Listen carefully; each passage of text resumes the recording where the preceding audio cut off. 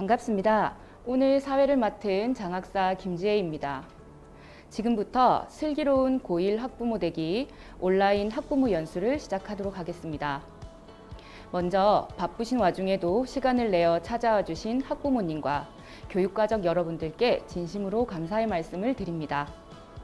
어느 때보다 빠른 사회의 변화와 고교학점제 도입 등 교육 부분도 변화의 움직임이 있어 우리 부모님과 교육가족 여러분들의 아이 교육에 대한 고민도 더욱 크실 것으로 예상됩니다. 이런 어려움을 겪고 계시는 부모님과 교육가족께 조금이나마 도움을 드리고자 부산시 교육청과 부산진구청의 노력으로 오늘 이 자리가 만들어졌습니다. 김석준 교육감님과 서은숙 구청장님 두 분께서 실시간으로 찾아뵙고 인사드리고 싶었으나 일정상 참석하지 못하셔서 영상으로 대신하게 되었습니다. 인사 영상 먼저 보시고 강의 진행하도록 하겠습니다. 반갑습니다. 교육감 김석준입니다. 고교 학점제 학부모 연수에 참여하신 고등학교 학부모님 여러분 대단히 반갑습니다. 2025년 고교 학점제 전면 시행을 앞두고 학생 과목 선택권이 확대되는 가운데 자녀들 진로 진학 문제로 고민이 많으시지요. 고교 학점제의 핵심은 학생 선택 중심의 학점제형 교육과정으로 적성과 진로를 고려한 학습 기회의 보장입니다. 아예 우리 교육청은 부산진구를 고교 학점제 선도지구로 운영하며 그 도입 기반을 다지고 있습니다. 아이들의 꿈에 날개를 다는 고교 학점제에 학부모님들의 많은 관심과 성원을 부탁드리며 오늘 연수가 여러분들 자녀의 진로 맞춤형 교육과정 설계에 실질적인 도움이 되기를 기대합니다. 우리 교육청은 학부모님들과 소통, 공감하며 아이들이 각자의 꿈을 펼칠 수 있도록 최선을 다해 지원하겠습니다. 고맙습니다. 학부모님 여러분 안녕하세요. 반갑습니다. 부산진구청장 서은숙입니다. 코로나19가 길어지면서 부산 지역의 감염이 확산되고 있습니다. 이런 어려운 여건 속에서도 교육에 관심과 열의를 가지고 오늘 고교 학점제 역량 강화 연수에 참여해 주신 학부모님들께 정말 감사 인사를 드립니다. 부산진구는 학생의 진로와 적성에 맞는 개별화 교육으로 진로 지도 만족도를 높이고 또 진학률을 높여서 일반 고등학교의 교육 역량 강화를 위해서 지난 4월에 부산시 교육청과 든든해진 고교 학점제 선도지구 협약을 맺고 고교 학점 도입 기반을 조성했습니다. 또한 고교 학점제 사업뿐만 아니라 다양고 교육지구 운영과 또 교육환경 개선 사업들을 통해서 아이들과 부모가 함께 행복한 부산진구를 만들기 위해서 다양한 교육행정 서비스를 제공하고 있습니다. 오늘 연수를 통해서 우리 고교 학점제의 방향과 필요성 그리고 이것으로 인한 교육의 변화와 진학 준비 등에 대한 이해를 높일 수 있는 그런 시간이 되시기를 바랍니다. 앞으로도 부산진구는 부산시 교육청, 지역대학, 유관, 기관 등과 지역교육 공동체와 지속적으로 협력해서 학생 성장을 지원하는 교육협력 모델을 개발하고 공교육의 만족도를 높이겠습니다. 꿈과 희망을 키우는 명품 교육도시 부산진구 조성을 위해서 더 열심히 나아가겠습니다. 오늘 함께해 주셔서 고맙습니다. 감사합니다. 두 분 인사 말씀 잘 들었습니다. 강의 시작 전 안내사항이 있어 말씀드립니다. 오늘 강의에 참석해 주신 분들께 고교 학점제 관련 도서를 댁으로 보내드리고자 합니다. 화면과 채팅창을 통해서 도서 신청 QR코드와 URL을 알려드리겠습니다. QR코드를 찍어서 설문지에 답을 해주시거나 URL을 따라 들어오셔서 설문에 답을 해주시면 선착순 100분께 도서를 보내드리겠습니다. 놓치지 말고 신청하시기 바랍니다. 지금부터 본 강의를 시작하겠습니다. 오늘 첫 강의는 진로 맞춤 교육과정과 고교 학점제의 이해라는 주제로 부산시 교육청 강준호 장학사님께서 두 번째 강의는 2024학년도 대입 전형의 이해라는 주제로 부산시 교육청 이성준 대입 지원관님께서 수고해 주시겠습니다.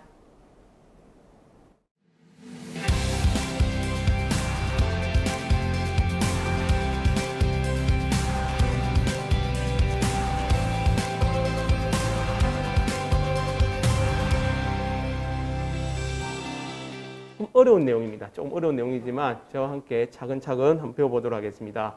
그럼 먼저 우리 교육과정이 왜 중요한지 그 관련된 동영상을 한번 보도록 하겠습니다.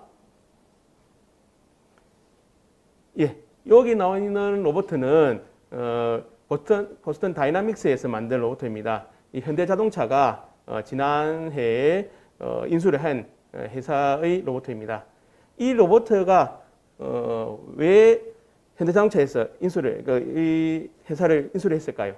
단지 이 골체 덩어리인 이 기기가 중요해서 현대자동차에서 인수를 한 것이 아니고 이 로봇을 움직이는 원리, 시스템을 알기 위해서 그걸 기술을 배우기 위해서 얻기 위해서 아마 이 현대자동차가 이 보스턴 다이내믹스를 인수하지 않았나라고 생각됩니다. 이 로봇을 움직이는 이 시스템 이게 바로 우리 학교에서는 바로 교육과정이 아닌가라는 생각이 듭니다. 그래서 학생들이 단지 학교만 다닌다고 해서 졸업만 한다 해서 중요한 배운다 해서 학교만 다닌다 해서 뭐 배우는 것이 아니고 어떤 내용으로 어떤 교육과정으로 배우냐가 그 중요하지 않는가라는 생각이 듭니다. 그래서 이 동영상을 준비해봤습니다. 그러면은 우리 지금 현재 고등학교 1학년 학생들이 배우고 있는 교육과정이 뭐냐 하면은 바로 2015 개정교육과정입니다. 그 2015 개정교육과정에 우리가 어떤 교육과정이 뭐냐라고 이야기한다면 바로 학생 선택 중심 교육과정이 아닌가라고 생각됩니다. 그래서 학생의 선택을 중요시하는 이 교육과정이 바로 2015 개정교육과정인데 그와 관련된 편제부터 한번 보도록 하겠습니다. 일단 2015 개정교육과정은 크게 교과와 창의적 체험활동으로 나눌 수 있습니다. 창의적 체험활동은 우리 어머님들도 잘 알고 있듯이 자율활동, 동아리활동, 봉사활동, 진로활동들이 있고 그 다음에 학생들이 수업 시간에 배우는 교과는 크게 보통 교과와 전문 교과로 나눌 수 있습니다. 보통 교과는 일반고 학생들이 많이 배우는 그런 과목들이고 전문 교과는 전문교과 1과 2로 나눌 수 있는데 전문과 1은 특목고 학생들이 많이 자주 배우는 과목들이고 그 다음에 전문과 2는 특성화고 학생들이 배우는 과목들이 대부분입니다. 그 다음에 일반고 학생들이 배우는 과목들은 다시 크게 공통과목과 선택과목으로 나눌 수 있습니다. 공통과목은 대부분 1학년 학생들이 배우는 과목들이고 선택과목들은 대부분 2, 3학년 학생들이 본인의 진로와 적성에 맞게 선택해서 배우는 과목들입니다. 이것도 또한 일반 선택과 진로 선택 과목으로 나눌 수가 있습니다. 그러면 2015 개정교육과정의 가장 큰 특징이 뭐냐 하면 세 가지를 들 수가 있습니다. 첫 번째는 바로 공통과목을 도입했다는 겁니다. 그래서 학생들이 대부분 1학년 때 많이 배우는 국어, 수학, 영어, 그 다음에 한국사, 통합사회, 통합과 과학, 탐구, 실험으로서 어떤 계열에 가는 학생들이라도 이러한 공통과목을 배워서 기초 소양을 배울 수 있도록 해놓았습니다. 그 다음에 두 번째 특징은 뭐냐 하면은 바로 국어와 수학, 영어 비중을 적정화시켰습니다. 옛날 우리 어머님들이 학교에 다니실 때는 매일 국영수가 들었고 국영수에 대해서 많은 시간을 투자해서 배웠는데 우리 학생들은 다양한 과목을 이수할 수 있도록 하기 위해서 총 이수 단위 180 단위의 50% 이내인 90 단위 이내에서만 이 국영수 기초 과목을 배우게 되어 있습니다. 그리고 물론 한국사 6단위도 포함해서 50% 이내에 배울 수 있도록 되어 있습니다. 근데 여기서 좀 조심해야 될 게 뭐냐면은 학생들이 방과 후에 또는 방학 중에 배우는 공동교육과정이 있습니다. 이 공동교육과정을 배우는 데 있어서 이러한 국어, 수학, 영어의 기초 과목을 좀 더 배워가지고 잘못해서 50% 이상을 넘어가게 되면은 교육과정의 우리 원칙에 위배될 수 있습니다. 그래서 이러한 공동교육과정을 이수할 때는 50% 넘지 않도록 하는 게 좋지 않을까라는 생각이 듭니다. 그 다음에 선택 과목이 다양하게 되어 있습니다. 우리 일반고 학생들이 많이 배우고 있는 일반 선택 과목은 51과목이 되어 있고 진로 선택 과목도 43과목이나 있습니다. 그리고 특목고 애들이 배우는 전문과 1 과목은 135단위 5과목이나 되어 있습니다. 이 135과목을 전문고가 특성화 고등학교 학생들이 배우는 과목이지만 일반고 학생들도 배울 수가 있습니다. 일반고 학생들이 배웠을 때는 이 전문교과가 진로 선택 과목으로 넘어와서 선택해서 들을 수 있도록 되어 있습니다. 그래서 2015 개정교육과정의 가장 큰 특징은 3가지가 있다는 걸 알고 계시면 되겠습니다. 그러면은 우리 학생들이 배우는 과목들은 어떤 과목들인지 지금 화면에 나와 있는데 아주 다양한 과목들이 많은 과목들이 이렇게 나와 있습니다. 그런데 여기에서 제가 이렇게 노란색으로 지금 표시되어 있는 그런 과목들, 이 과목들은 등급제로 되어 있는데 즉 등급제로 되어 있다는 건 상대평가로 되어 있습니다. 그래서 1등급에서 9등급으로 표시되는 그런 과목들이고 그 다음에 제가 파란색으로 표시를 되어 있는 그런 과목들이 있을 겁니다. 이런 과목들은 지금 독서와 문학, 수학 1, 수학 1, 2가 있는데 이런 과목들은 수능 공통 과목들입니다. 수능 공통 과목들이고 그 다음에 빨간색으로 되어 있는 과목들은 수능 선택 과목들입니다. 그래서 학생들이 수능에서도 많은 과목을 자기의 진로와 적성에 맞게 선택할 수 있도록 이렇게 다양한 과목들이 되어 있습니다.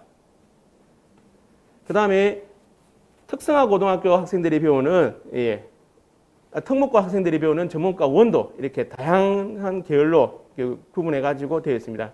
이러한 다양한 과목들이 우리 일반고 학생들이 배운다면은 진로 선택 과목으로 해가지고 선택해서 들을 수가 있는 겁니다. 그 다음에 그럼 이러한 다양한 과목들은 어떻게 평가가 되는지 평가 방식에 대해서 본다면은 일단 가장 중요한 거는 석차 등급 매기느냐 안 매기느냐 한번 구분해 보시면 될 것 같습니다. 그래서 지금 이제 아까 말씀드렸던 공통 과목들은 석차 등급을 내는 그런 과목들입니다. 그래서 상대평가를 하기 때문에 학생들 나름대로 성적에 대해서 조금 민감하게 좀 반응할 수 있을 것 같습니다. 그 다음에 일반 선택 과목들 중에서 또 기초 탐구, 생활교과 과목도 석차 등급을 내는 과목들입니다.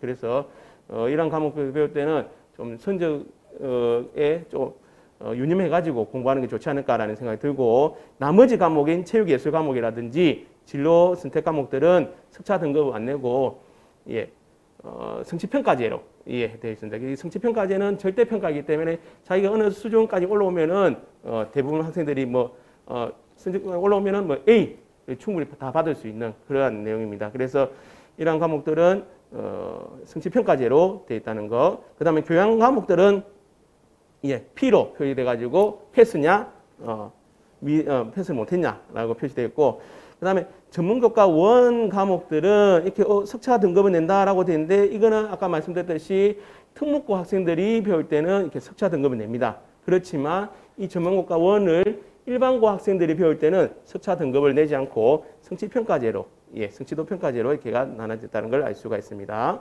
그 다음에 학교에서 미개설된 과목들을 우리 교육청에서 공동교육과정으로 과목을 개설해 주는데 그러한 과목들은 석차 등급 없이 성취평가제로 구성되어 있다는 걸 알 수가 있습니다. 넘어가도록 하겠습니다. 그러면은 이러한 과목들이 학교에서 어떻게 편성되는지 한번 보도록 하겠습니다. 일단은 일반고에서는 학생들의 선택에 따라서 진로 선택 과목을 3과목 이상 이수할 수 있도록 편성되어 있습니다. 그런데 오늘 이제 학부모님들께서 자녀분들이 오시면은 그 자녀분 다니는 학교의 교육과정 편성표를 한번 같이 보는 것이 중요하지 않을까라는 생각이 듭니다. 왜냐하면은 이러한 진로 선택 과목이 3학년 졸업할 때까지 3과목 이상 이수할 수 있도록 되어 있는데 우리 수능에서 특히 수시로 지원하는 학생들은 3학년 1학기까지의 성적만 지금 들어가게 되어 있습니다. 그래서 3학년 1학기 때 우리 성적 들어가는데 이 진로 선택 과목이 대부분 대학교에서 수시에서 성적을 반영할 때 진로 선택 과목 3과목 이상을 좀 기본 3과목 이상으로 해가지고 성적을 반영하게 되어 있습니다. 그래서 이 진로 선택 과목이 3학년 1학기 때까지 진로 선택 과목이 3과목 이상 편성되어 있는지를 확인해 보시고 되도록이면은 3학년 1학기 때까지 진로 선택 과목을 3과목 이상 이수하는 게 좋지 않을까.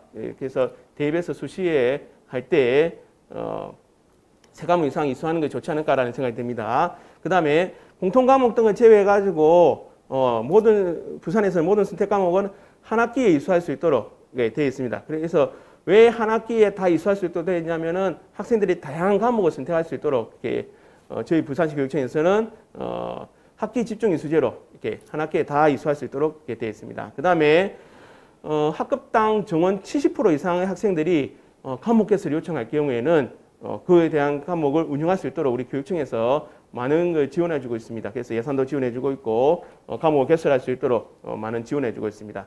그다음에 아까 그다음에 그 교과 180 단위 중에서 30% 이상을 학생 자율 선택 단위로 제공되어 있습니다. 그래서 학생들이 다양한 과목을 선택할 수 있도록 하는데 최소 54단위에서 최대 86단위로 되어 있습니다. 그래서 대부분 학교를 보면은 한 60단위에서 한 70단위 사이에 이렇게 학생들이 자유롭게 선택할 수 있도록 되어 있습니다. 그래서 우리 학부모님들 학교 다닐 때는 학급당 시간표가 똑같았지만, 그래서 같은 학급에 다니는 학생들은 똑같은 시간 똑같은 과목 배웠지만 요즘에 있는 학생들은 다양한 과목을 선택해가지고 각 개인별 시간표가 따로 있습니다. 그래서 매 시간마다 친구별로 배우는 과목들이 다 다르게 이렇게 편성되어 있습니다. 그럼 실제적으로 어떻게 편성되어 있는지 교육과정 편성표를 보면은 이렇게 다양한 과목이 되어 있는데 제2의 국어 과목을 보면은 국어 과목은 공통 과목입니다. 공통 과목이기 때문에 요거는 1학기 때도 배우고 4단위 배우고 2학기 때도 4단위 배우는 학년 집중이 있어요. 학년으로 배우는 그런 겁니다. 근데 그 밑에는 독서와 문학 같은 경우는 일반 선택 과목이기 때문에 한 학기에 다 배우는 그런 형태로 되어 있습니다. 그래서 독서 같은 경우는 2학년 2학기 때 4단위, 이 4단위라는 건 뭐냐 하면은 일주일에 4시간을 배운다는 그런 뜻입니다. 그래서 독서는 2학년 2학기 때 일주일에 4시간씩 배운다라고 알 수 있겠고, 문학 같은 경우는 2학년 1학기 때 4시간을 배우는 그런 형태로 되어 있습니다. 이러한 과목들은 우리 학교에서 보통 지정하는 그런 과목들로 구성되어 있습니다. 그래서 뭐 우리 교육과정 편성표를 보면은 학교에서 지정된 과목이 뭔지, 그 다음에 학생들이 자유롭게 선택할 수 있는 과목들이 뭔지를 알 수 있는데, 오늘 자제분들이 오시면은 같이 한번 요것도 같이 분석해 보는 것도 좋을 것 같습니다. 그래서 이렇게 다양한 과목들을 학교 지정으로 해가지고 학생들이 3학년 졸업할 때까지는 필수적으로 배울 수 있도록 해놨습니다. 그런데 여기 보면은 이 학교 같은 경우는 정보와 일본어 원과 중국 원이 학교 지정이지만 학생들이 선택할 수 있도록 되어 있습니다. 이렇게 똑같은 색깔로 지금 3으로 표시되어 있습니다. 이렇게 똑같은 색깔로 3으로 표시되는데, 그러면 이게 무슨 뜻이냐면은 2학년 1학기 때 학생이 정보나 일본어 원이나 중국 원 중에서 자기가 원하는 과목을 선택해가지고 3시간, 일주일에 3시간 들을 수 있다는 그런 내용입니다. 그 다음에 2학년 2학기 때도 만약 1학기 때 정보를 배웠으면 2학기 때는 정보 빼고 일본어 원이나 중국 원 중에서 학생들이 자유롭게 선택해서 들을 수 있도록 되어 있습니다. 예. 이러한 과목들이 학교 지정 과목이고, 여기 보면 106이라는 숫자가 있습니다. 이거는 학교 지정 과목들이 106단위까지 구성되어 있다는 걸 알 수가 있습니다. 그 다음에는 이거는 학생들이 자유롭게 선택할 수 있는 그런 과목들입니다. 똑같은 색깔로 되어 있는 것들은 학생들이 자유롭게 선택을 할 수 있다는 그런 과목들입니다. 지금 여기서 보면 언어와 2학년 2학기 때 보면 언어와 매체, 그 다음에 수학, 투, 미적분, 학문과 통계 과목을 학생들이 선택을 할 수 있다는 그런 뜻입니다. 그래서 지금 보면 같은 색깔이 여러 개 있는데, 이 다양한 과목들 중에서 학생들이 자기의 진로와 적성에 맞게 선택해가지고 들을 수 있다는 그런 표현을 한 것이 바로 이렇게 편성표가 되어 있습니다. 그래서 오늘 자제분하고 봤을 때 우리 학교에는 얼마나 다양한 과목들이 개설되어 있고 학생들이 어떻게 선택할 수 있는지를 한번 확인해 보는 것도 좋지 않을까라는 생각이 듭니다. 예. 그 다음에 학생들 과목은 어떻게 선택되느냐에 대한 일정표를 한번 보면은, 일단 우리 학생들이 고등학교 1학년 입학하게 되면은 3월 달부터 7월 달까지 1학기 동안 진로 디자인 학기제를 운영하게 됩니다. 이 진로 디자인 학기제 동안 학생들이 진로도 탐색하고 관련된 진로 교육도 받게 됩니다. 그 다음에 3월부터 5월 달까지는 대부분 학교에서는 학교 교육 과정이 어떻게 구성되어 있는지 그에 대한 안내를 받게 될 거고, 4월 달부터 6월 달까지는 우리 학생들이 2학년 때 배울 4학년도 교육 과정을 편성하게 됩니다. 선생님들이 편성하게 되면은 이 편성이 딱 끝나고 나면은 이제 7월 달부터 학생들 수강 신청을 받게 됩니다. 7월 달부터 8월 달까지. 그래서 아마 이 지금 현재 기간이 학생 수강 신청 기간이 아닌가 않을까라는 생각이 듭니다. 그래서 오늘 강의를 잘 듣고 어떤 과목을 어떻게 선택해야 될지를 한번 고민해 보는 것도 좋지 않을까라는 생각이 들고, 그다음에 최종적으로 9월 달이 되면은 학생들 그 프로그램 들어가가지고 수강 신청 한 거에 대해서 정정할 수 있는 그런 기간이 됩니다. 그래서 9월 달까지 자기가 신청한 거에 대해서 마음이 바뀌었다든지 자기의 진로와 안 맞다는 과목이 있을 경우에는 이 기간 동안에 정정하시면 될 것 같고, 나머지 이제 10월 달에는 그 신청한 과목에 맞게 교과서를 주문하면 될 것 같습니다.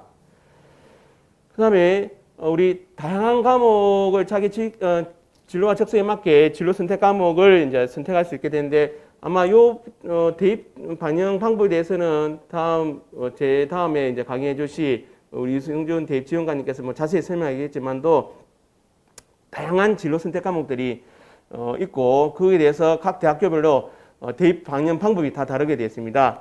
그래서 뭐 서울대 같은 경우는 진로 선택 과목 일정 개수 이상 이수시 가산점을 준다든지, 우리 부산대 같은 경우는 성취도 높은 상위 3과목에 대해서 반영한다든지, 그렇게 학교별로 다양한 진로 선택 과목에 대한 대입 반영 방법이 다 다르게 되어 있습니다. 그래서 자기가 가고자 하는 대학을 희망하는 대학이 어느 대학인지 보고, 그리고 그다음에 자기가 어떤 과목을 선택해야 될지를 한번 고민을 해봐야 되지 않을까라는 생각이 듭니다. 그래서 오늘 학부모님들 자녀분하고 같이 대입에 관련된 진학에 대해서 한번 자녀분하고 같이 이야기도 해보시고, 또 어느 대학교 갈 때는 어떤 과목을 선택해야 될지, 진로 선택 과목 어떤 과목을 선택해야 될지, 또 어떻게 반영돼야 되는가에 대해서 한번 이야기해보는 것도 좋지 않을까라는 생각이 듭니다.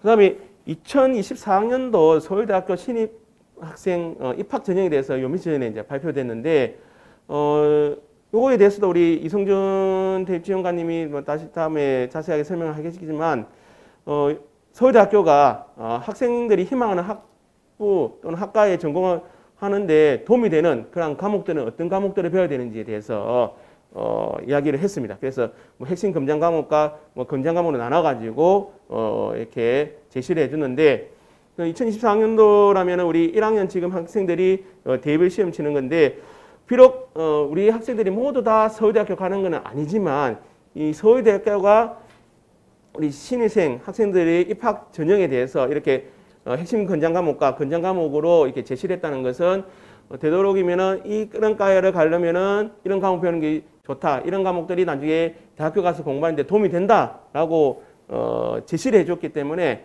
자기가 가고자 하는 과가 있다면은 그 과에 맞게 이런 과목을 선택해서 듣는 것이 좋지 않을까라는 생각이 들고, 물론 뭐 상위권 대학에 뭐 서울대학교 아니다, 뭐 다른 대학교 간다 하면은 비록 이런 과목을 안 배운다 하더라도 대입에는 그렇게 크게 문제되지는 않겠지만, 되도록이면 이런 과목들을 배워놨는 것이 나중에 대학교 가서 학과를 전공하는 데 좀 도움이 되지 않을까라는 생각이 듭니다. 뭐 살펴본다면 뭐 경제학부 학생들입니다. 뭐 우리 어머님들이 학교 다닐 때 뭐 인문계열 그런 학과인데도 불구하고 그 서울대학교에서는 건장 과목으로 미적분과 학류와 통계 과목을 건장 과목으로 뒀습니다. 그래서 본인이 비록 서울대학교는 아니지만 경제학부에 관련된 과를 가고자 하는 학생들은 뭐 이러한 과목들을 배워놨는 것이 나중에 대학교 가서 도움이 되지 않을까라는 생각이 들겠습니다. 그 다음에 공과대학 강력에서는 핵심 건장 과목을 미적분과 학류와 통계로 듣고 건장 과목을 기하로 뒀습니다. 이러한 공과대학교에서는 아무래도 수학이 중요하기 때문에 수학에 대해서는 다 배워가는 게 좋지 않을까라고 알 수가 있겠습니다. 그 다음 농업생물과학대학에서는 응용생물학부에서는 학투라든지 생명과학투라든지, 그 다음에 수학에서의 미적분 학류과 통계, 그 다음에 기하, 그러한 과목들을 배워가는 것이 학생들 대학교 공부에 도움이 된다라고 이렇게 제시를 해주었습니다. 그 다음에 자유전공 학부에서도 미적분 학류과 통계, 그러한 과목들이 건장 과목으로 제시되어 있습니다. 그래서 이러한 자기가 과목을 선택할 때 어떤 과를 갈 건가를 한번 생각해보고 그와 관련된 과에 관련된 과목을 배우는 게 좋지 않을까 하는 생각이 듭니다. 그래서 우리 진로 맞춤 교육 과정에서 학생들이 과목을 선택할 때는 제 생각에는 이렇다고 생각됩니다. 일단 본인의 진로와 그 다음에 과목의 선택과 진학이 일체화가 돼야 되지 않을까 하는 생각이 듭니다. 그래서 본인의 진로와 적성, 그 다음에 본인이 가고자 하는 진학, 그 다음에 과목 선택이 일치화가 돼야지만 좋은 성적을 받고 또 대입에 유리하지 않을까라는 생각이 듭니다. 그 다음에 우리 1학년 1학기 때 하는 우리 진로 디자인 학기제를 활용을 잘 해가지고 본인의 진로 탐색 후에 과목을 선택해야 되지 않을까라는 생각이 듭니다. 그래서 우리 학생들 비록 1학년 1학기 지금 지나왔지만 그 1학년 1학기 때 했던 그러한 내용들을 발판을 해서 과목을 선택한다면은 아마 과목 선택하는 데 도움이 되지 않을까라는 생각이 듭니다. 그다음에 본인이 선택한 과목에 대해서 충실히 이수해가지고 대입 수시 전형에 활용하고 지원한다면은 아마 대입에서도 좋은 성적이 나오지 않을까라는 생각이 듭니다. 그다음에 비록 지금은 어떤 과목을 배워야 되는가에 대해서 잘 모르신다면은 저희들이 교육청에서 만든 고교학점제 선택 과목 맛보기라든지 그다음에 청사진 프로그램이 있습니다. 요거에 대해서 나중에 뒤에 다시 설명해 주겠지만 요거를 활용해 가지고 과목 선택한다든지 진로 탐색하는데 활용하시면 좋을 것 같습니다. 다음은 이제 고교학점제 개념 및 추진 방향에 대해서 알아보도록 하겠습니다. 먼저 고교학점제 도입 배경에 대해서는 우리 동영상을 한번 보도록 하겠습니다.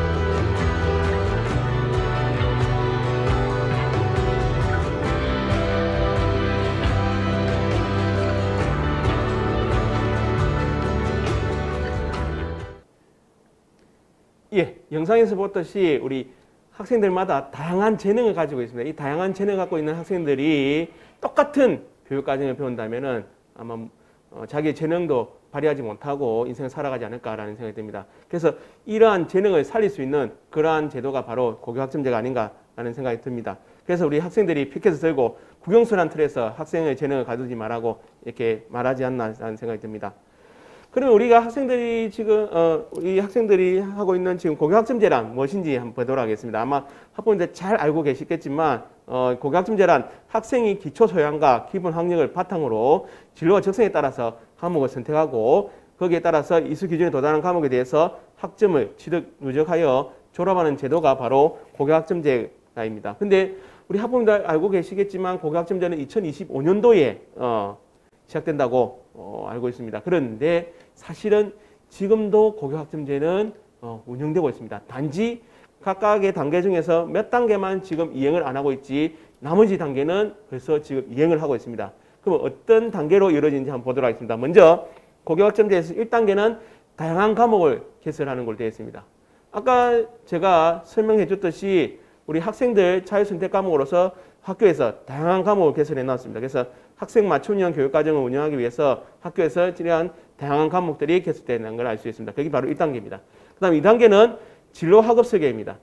본인의 진로와 적성에 맞게 설계할 수 있도록 되어 있습니다. 그래서 우리 1학년 1학기 때 배우는 1학년 1학기 때 하는 진로 지정 학기제를 통해 가지고 자기의 진로 설계 및 학업 계획을 수립하게 되어 있습니다. 그 다음에 3단계는 수강 신청입니다. 그래서 본인의 진로와 적성에 맞게 과목을 선택할 수 있도록 수강 신청하고 그 수강 신청한 과목에 대해서 수업을 운영하게 되어 있습니다. 그래서 우리 학생들은 뭐 참여 수업이라든지 학년 구분이 없는 자유로운 과목을 수강할 수 있도록 저희들이 운영하고 있습니다. 그 다음에 이게 끝나고 나면은 수업 운영하고 나면은 학생들 평가를 받게 되는데 뭐 수업과 연관한 뭐 가정 중심 평가라든지 우리 진로 선택 과목 같은 경우는 성취 평가제를 적용해 가지고 하고 있습니다. 여기까지가 지금 현재 진행되고 있는 그러한 내용들입니다. 단지 안 되고 있는 것이 바로 6단계와 7단계입니다. 그래서 우리 고등학교 1학년 학생들 다행이라고 생각이 들 게 뭐냐면은 바로 이수와 미수의 6단계를 아직까지 실행하고 있지 않다는 것을 다행이라고 생각됩니다. 해야 됩니다. 왜냐하면은 만일에 미수가 되면은 미수 과목이 뜨게 되면은 학생들 3년 안에 졸업 못하는 그런 경우가 있습니다. 이거는 지금 현재 교육부에서는 단계적으로 적용을 한다고 요 며칠 전에 발표를 했습니다. 그래서 2023년도에 1학년에 들어오는 학생들은 이러한 이수와 미수를 부분적으로 도입을 하게 되어 있습니다.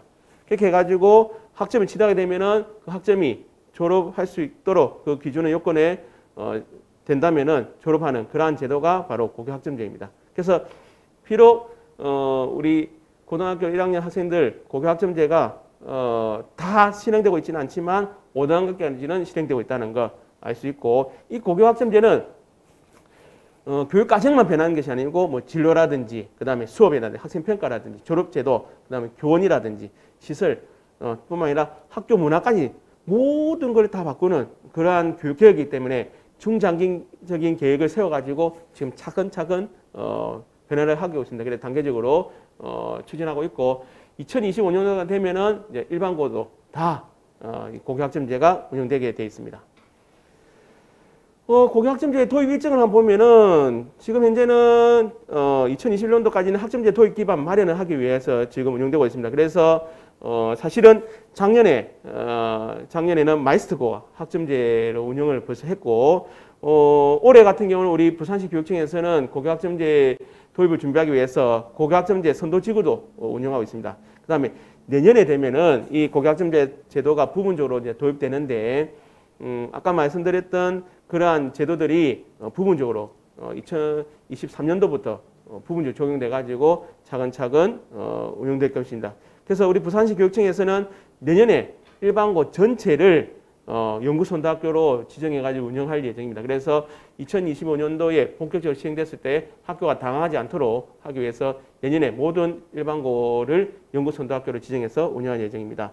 그 다음에 2025년도가 되면은 이제 본격적으로 고교학점제가 시행될 예정입니다.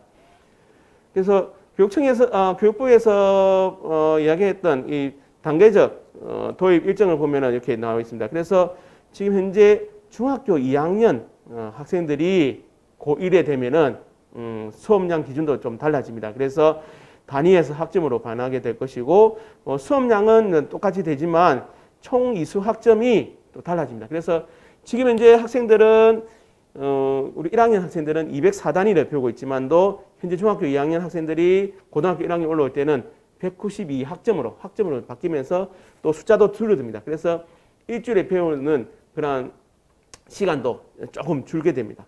줄게 되고 교과 창체 비중도 지금 현재는 교과 180단위, 창체 24단위 배우지만 2023년도가 되면은 교과 174단위, 그 다음에 창체 18단위로 배우게 됩니다. 그 다음에 2023년도가 되면은 공통과목, 아까 말씀드렸던 공통과목 국어, 수학, 영어에 대해서 최고학업 성취 수준 보장 지도를 하게 됩니다. 여기에서 이제 위수와 이수와 미수 학생을 나누게 되고 위 학생에 대해서는 최소 학업 성취 수준 보장을 위해서 보충 지도라든지 또는 대체 과목 위수라든지 그렇게 해가지고 적용됩니다. 그래서 혹시 지금 고등학교 1학년 자녀를 두는 학부모님에 대해서 동생 있다고 한다면은 지금 이제 중학교 2학년인지 잘 보시고 이간 내용들이 적용되는지 안 되는지 한번 보시면 좋을 것 같습니다. 그래서 2023년도에 부분적으로 도입해가지고 2025년도에 전면적으로 도입된다는 걸 알 수가 있습니다.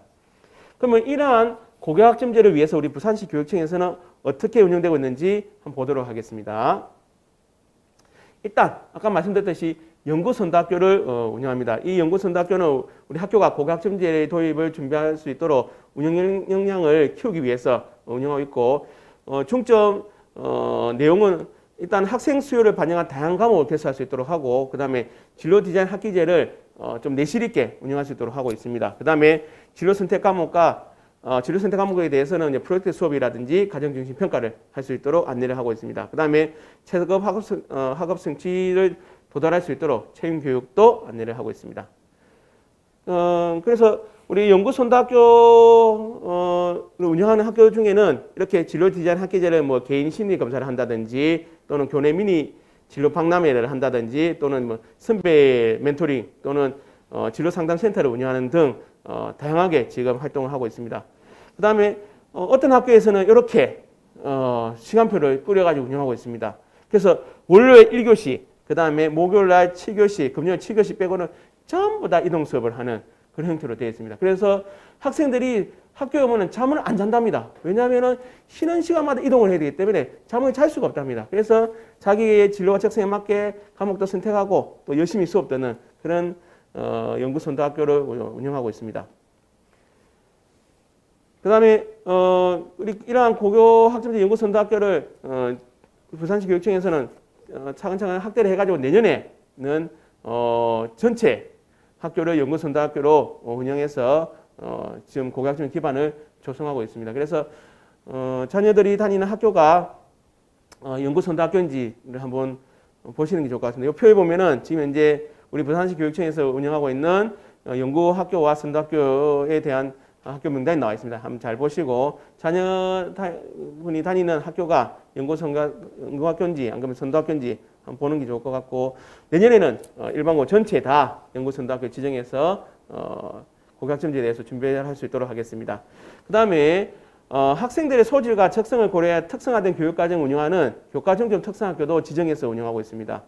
그래서 교과학점제가 시행된다면은 아무래도 학생들의 소질과 적성에 맞도록 교육과정도 좀 특색 있게 바꾸고 좀 브랜드화를 만들어야 되지 않을까라는 생각에서 저희들 교과정점 특성학교도 지정해서 운영하고 있습니다. 그래서 학생들이 고등학교 올라서 3년 동안 자기가 원하는 그러한 과목들을 중점적으로 해가지고 배울 수 있도록 그렇게 하고 있는데 저희들 뭐 소프트웨어 관련되어 있는 학교도 한 세 개 학교 정도 지정해서 운영하고 있고 그 다음에 소프트 정보공학 한 학교, 그다음 AR 로봇 기계 공학 쪽을 운영하는 학교도 있고 그 다음 국제사회융합, 그 다음 글로벌 창의융합, 뭐 ISL, 그 다음에 글로컬 사회, 미술 다양한 그러한 중점 과목을 선정해서 배우는 학교들이 나와 있습니다. 그리고 이러한 학교들은 지역 거점 학교로서의 역할을 부여받고 있습니다. 이러한 교과중점 특성학교도 저희들 교육청에서는 차근차근 확대할 예정입니다. 그래서 올해는 10개 교 운영하고 있고 내년에는 12개 교를 운영할 예정입니다. 지정된 학교를 한번 보시면은 이렇게 나와 있습니다. 그래서 자녀분이 다니는 학교가 교과 중점 특성학교에 해당되는지 한번 보시면 알 수가 있겠습니다. 그 다음에 저희들 학생들 과목을 다양하게 선택할 수 있도록 해드리고 있는데, 만일에 학교에 여건이 맞지 않아 가지고 과목을 개설하지 못하는 그런 과목들이 있을 겁니다. 그런 단위학교에서 미기대에서 낸 과목은 어떻게 하느냐? 근데 학생이 듣고 싶은데 학교에서 미기대에서 했다 어떻게 하느냐 하면은 저희들 교육청에서 이 공동교육과정을 운영하고 있습니다. 이 공동교육과정은 학교 간에 연합을 해가지고 하는 학교 간 플러스 교육과정도 있고, 그 다음에 시공간을 초월해서 수업을 듣는 온라인 바로교실도 있습니다. 그 다음에 대학교의 우수한 강사와 시설을 활용해서 운영하는 협력대학도 있습니다. 그래서 만일에 자기가 원하는 과목이 학교에 개설되지 않는다면은 이러한 공동교육과정을 신청해가지고 들으시면은 좋을 것 같습니다. 그 다음에 저희들 교육청에서는 고교학점제 선도지구도 지금 구축해가지고 운영하고 있습니다. 지금은 선도지구는 지금 부산 진구를 선도지구로 선정해가지고 지금 운영하고 있는데, 지역 내 고등학교, 그 다음에 교육청, 지자체, 유관기관, 대학 등 다양한 기관의 협력체제를 구축해가지고 고교학점제가 잘 운영될 수 있도록 학교를 지원하는 그런 체제로 되어 있습니다. 그래서 지역의 여건과 특색에 맞는 다양한 교육과정도 운영을 하고 있습니다. 그래서 우리 부산 같은 경우는 운현동에 금융단지가 있기 때문에 금융이라든지 경제, 그 다음에 영도에 해양 클러스터가 있기 때문에 해양교육과 환경교육에 관련된 그런 프로그램도 개발해서 운영할 예정입니다. 그 다음에 미래 교육을 위해서 에테크 선도 고교도 지금 한 학교 지정해가지고 운영할 예정입니다. 그래서 여기에서는 뭐 스마트 교육 시스템도 구축하고 에테크 활용한 교수 학습 및 평가 체제도 운영할 예정입니다. 그 다음에 온라인 공동교육 거점센터도 지금 구축해냈습니다. 요 거점센터를 왜 구축했냐고 하냐면은 다양한 과목을 개설해서 운영하고 싶지만 소규모 학교들, 즉 학년당 5학급 이하인 학교라든지 전교생이 300명 이하인 그런 소규모 학교들은 학생 수가 작다 보니까 교원 수도 작습니다. 그러다 보니까 다양한 과목을 개설할 수 있는 여건이 안 되어 있습니다. 그럴 경우에는 저희들 공동교육 거점센터를 이용해 가지고 일과 중에 다양한 과목을 들을 수 있도록 해놨습니다. 그래서 우리 부산 센터뇨 같은 경우는 과학하고 제2교과가 잘 되어 있습니다. 그래서 부산 센터뇨고에서 강의하는 과학과 제2 외국어 교과를 실시간으로 일과 중에 들을 수 있도록 지금 준비하고 있고, 그 다음 개성고 같은 경우는 인문사회라든지 정보, 교양고과를 중심적으로 강의를 할 수 있도록 해놨습니다. 그래서 소규모 학교들도 학교 여건이 안 된다면은 이러한 공동교육 거점센터를 이용해서 다양한 과목을 신청해 들을 수 있도록 해놨습니다. 그 다음에 고교학점제 수강신청 시스템도 저희들 운영하고 있습니다. 여기에는 학생들 수강 신청할 때 다양한 수강 신청할 때 사용하는 그런 시스템이지만 다양한 자료들도 저희들 탑재되어 있고 학생들의 과목 선택하는 데 도움이 될 수 있는 자료들 올려놨습니다. 그래서 저희들 이제 선택 과목에 대한 안내 동영상도 탑재되어 있습니다. 그래서 95과목에 대해서 학생들이 선택하는 95과목에 대해서는 저희들 동영상을 제작해가지고 유튜브에 탑재되어 있고, 그 다음에 본인의 진로라든지 학과를 탐색할 수 있는 그러한 진로 안내 프로그램도 구축되어 있습니다. 예. 요거에 대해서 한번 자세히 살펴보면은 일단 유튜브에 검색창에 고교학점제 선택과목 맛보기라고 딱 치시면은 우리 교육청에서 만든 동영상 유튜브 채널이 있습니다. 그 채널에 이렇게 다양한 과목에 대해서 95과목에 대해서 소개하는 그런 동영상들을 이렇게 만들어 놨습니다. 요거에 대한 동영상을 한번 보도록 하겠습니다.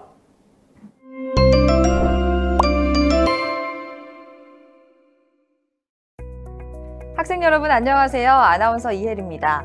앞으로 배울 과목을 선택하기 위해 많이 고민하고 계시죠? 여러분의 진로와 미래를 설계하는 데 도움이 되는 다양한 선택 과목에 대해 알려드립니다. 수학교과의 실용수학 과목을 알아보겠습니다. 실용수학은 수학교과의 진로 선택 과목입니다. 공통 과목인 수학을 학습한 후 수학이 실생활의 다양한 분야에서 어떻게 활용되는지 이해하고 수학을 활용하여 실생활의 문제 해결 방법을 알고자 하는 학생들이 선택할 수 있습니다. 대학 수학능력시험 수학 영역에서는 출제 범위에 포함되지 않습니다. 실용수학은 진로 선택 과목이지만 공통 과목인 수학을 학습하기 이전에도 선택할 수 있으며 실생활에서 적용하는 수학 활동의 즐거움을 경험할 수 있는 과목입니다. 다음으로 실용수학 과목의 이수 단위와 이수 가능 시기를 알아볼까요? 여러분은 실용수학 과목을 과목의 성격, 그 다음에 이러한 과목들이 언제 이수를 하는 게 좋은가에 대한 내용도 들어있습니다. 2학기와 3학년 1학기, 2학기에도 이수가 가능합니다. 실제 이수 사례는 아래와 같습니다. 다음으로 실용수학 과목에서 무엇을 과목에 대한 내용도 이렇게 자세하게 설명되어 있습니다. 어떤 내용으로 구성되는지를 알 수가 있습니다. 자료의 정리와 해석에 관한 개념, 원리, 법칙과 이들 사이의 관계를 이해하고 수학의 기능을 습득합니다. 이러한 수학의 기능을 바탕으로 여러 가지 자연현상이나 사회현상을 수학적으로 탐구할 수 있으며 수학에 대한 흥미와 자신감을 가지고 수학의 가치를 이해하며 수학학습자로서 바람직한 태도와 실천 능력을 기르는 과목입니다. 선택 과목은 여러분의 학과, 직업 선택과도 밀접한 관련이 있다는 것 알고 그리고 계십니까? 이 과목에 대한 관련 학과라든지 그 다음에 직업, 그 관련된 정보도 알 수 있도록 이렇게 자세하게 설명해 놨습니다. 공간 지각력을 키울 수 있는 과목입니다. 또한 주어진 자료를 적절하게 수집, 정리하고 다양한 자료를 올바르게 해석하고 활용하는 통계적 사고 능력을 키워주기도 합니다. 특히 자연, 공학, 상경 계열에서 수학적 아이디어 및 분석, 정보 처리 능력이 필요한 학과 진학을 희망하는 학생들이 본인의 역량을 드러낼 수 있는 과목입니다. 또한 수학 및 통계 연구원, 정보 보안 전문가, 펀드 매니저, 애널리스트 등의 직업에서 요구하는 역량을 기를 수 있는 과목이기도 합니다. 그렇다면 평가 결과는 어떻게 산출될까요? 실용수학은 진로 선택 과목이므로 원점수, 그다음에 이 과목을 배웠을 경우에 성적을 어떻게 처리하는지 그러한 방식도 설명했고 그다음에 생활기록부에 어떻게 기재되는지 예시안도 이렇게 나와 있습니다. 궁금증이 조금은 풀리셨나요? 평소 수학이 실생활에 어떻게 활용되는지 궁금했던 학생이라면 실용수학 과목을 선택해보는 건 어떨까요? 감사합니다. 예, 그래서 오늘 우리 자녀분과 함께 의논해가지고 자녀분이 선택한 과목들이 어떤 과목 선택했는지 보시고 요 동영상 같이 본다면은 미리 어떤 과목의 내용이 이 과목의 내용이 어떤 내용인지 그 다음에 성취는 어떻게 되는지 그 다음에 위기는 어떻게 되는지를 알 수 있을 것 같습니다. 그래서 오늘 자녀분하고 의논해가지고 자기가 선택한 과목이 어떤 과목들인지 한번 보시는 것도 좋을 것 같습니다. 그 다음에 우리 교육청에서 만든 이제 청사진 그런 프로그램이 있습니다. 이 청사진 프로그램 어디에 있느냐면은 우리 부산시 교육청에 들어오시면은 홈페이지에 사용자별 정보라는 게 있습니다. 그 사용자별 정보에 학생의 가장 밑에 보면은 청소년을 사로잡는 디자인이라고 있습니다. 여기를 딱 클릭을 하시면은 되는데 그것뿐만 아니라 저희들 홈페이지 중앙에 보면은 배너에 고교학점제 청사진이라고 있습니다.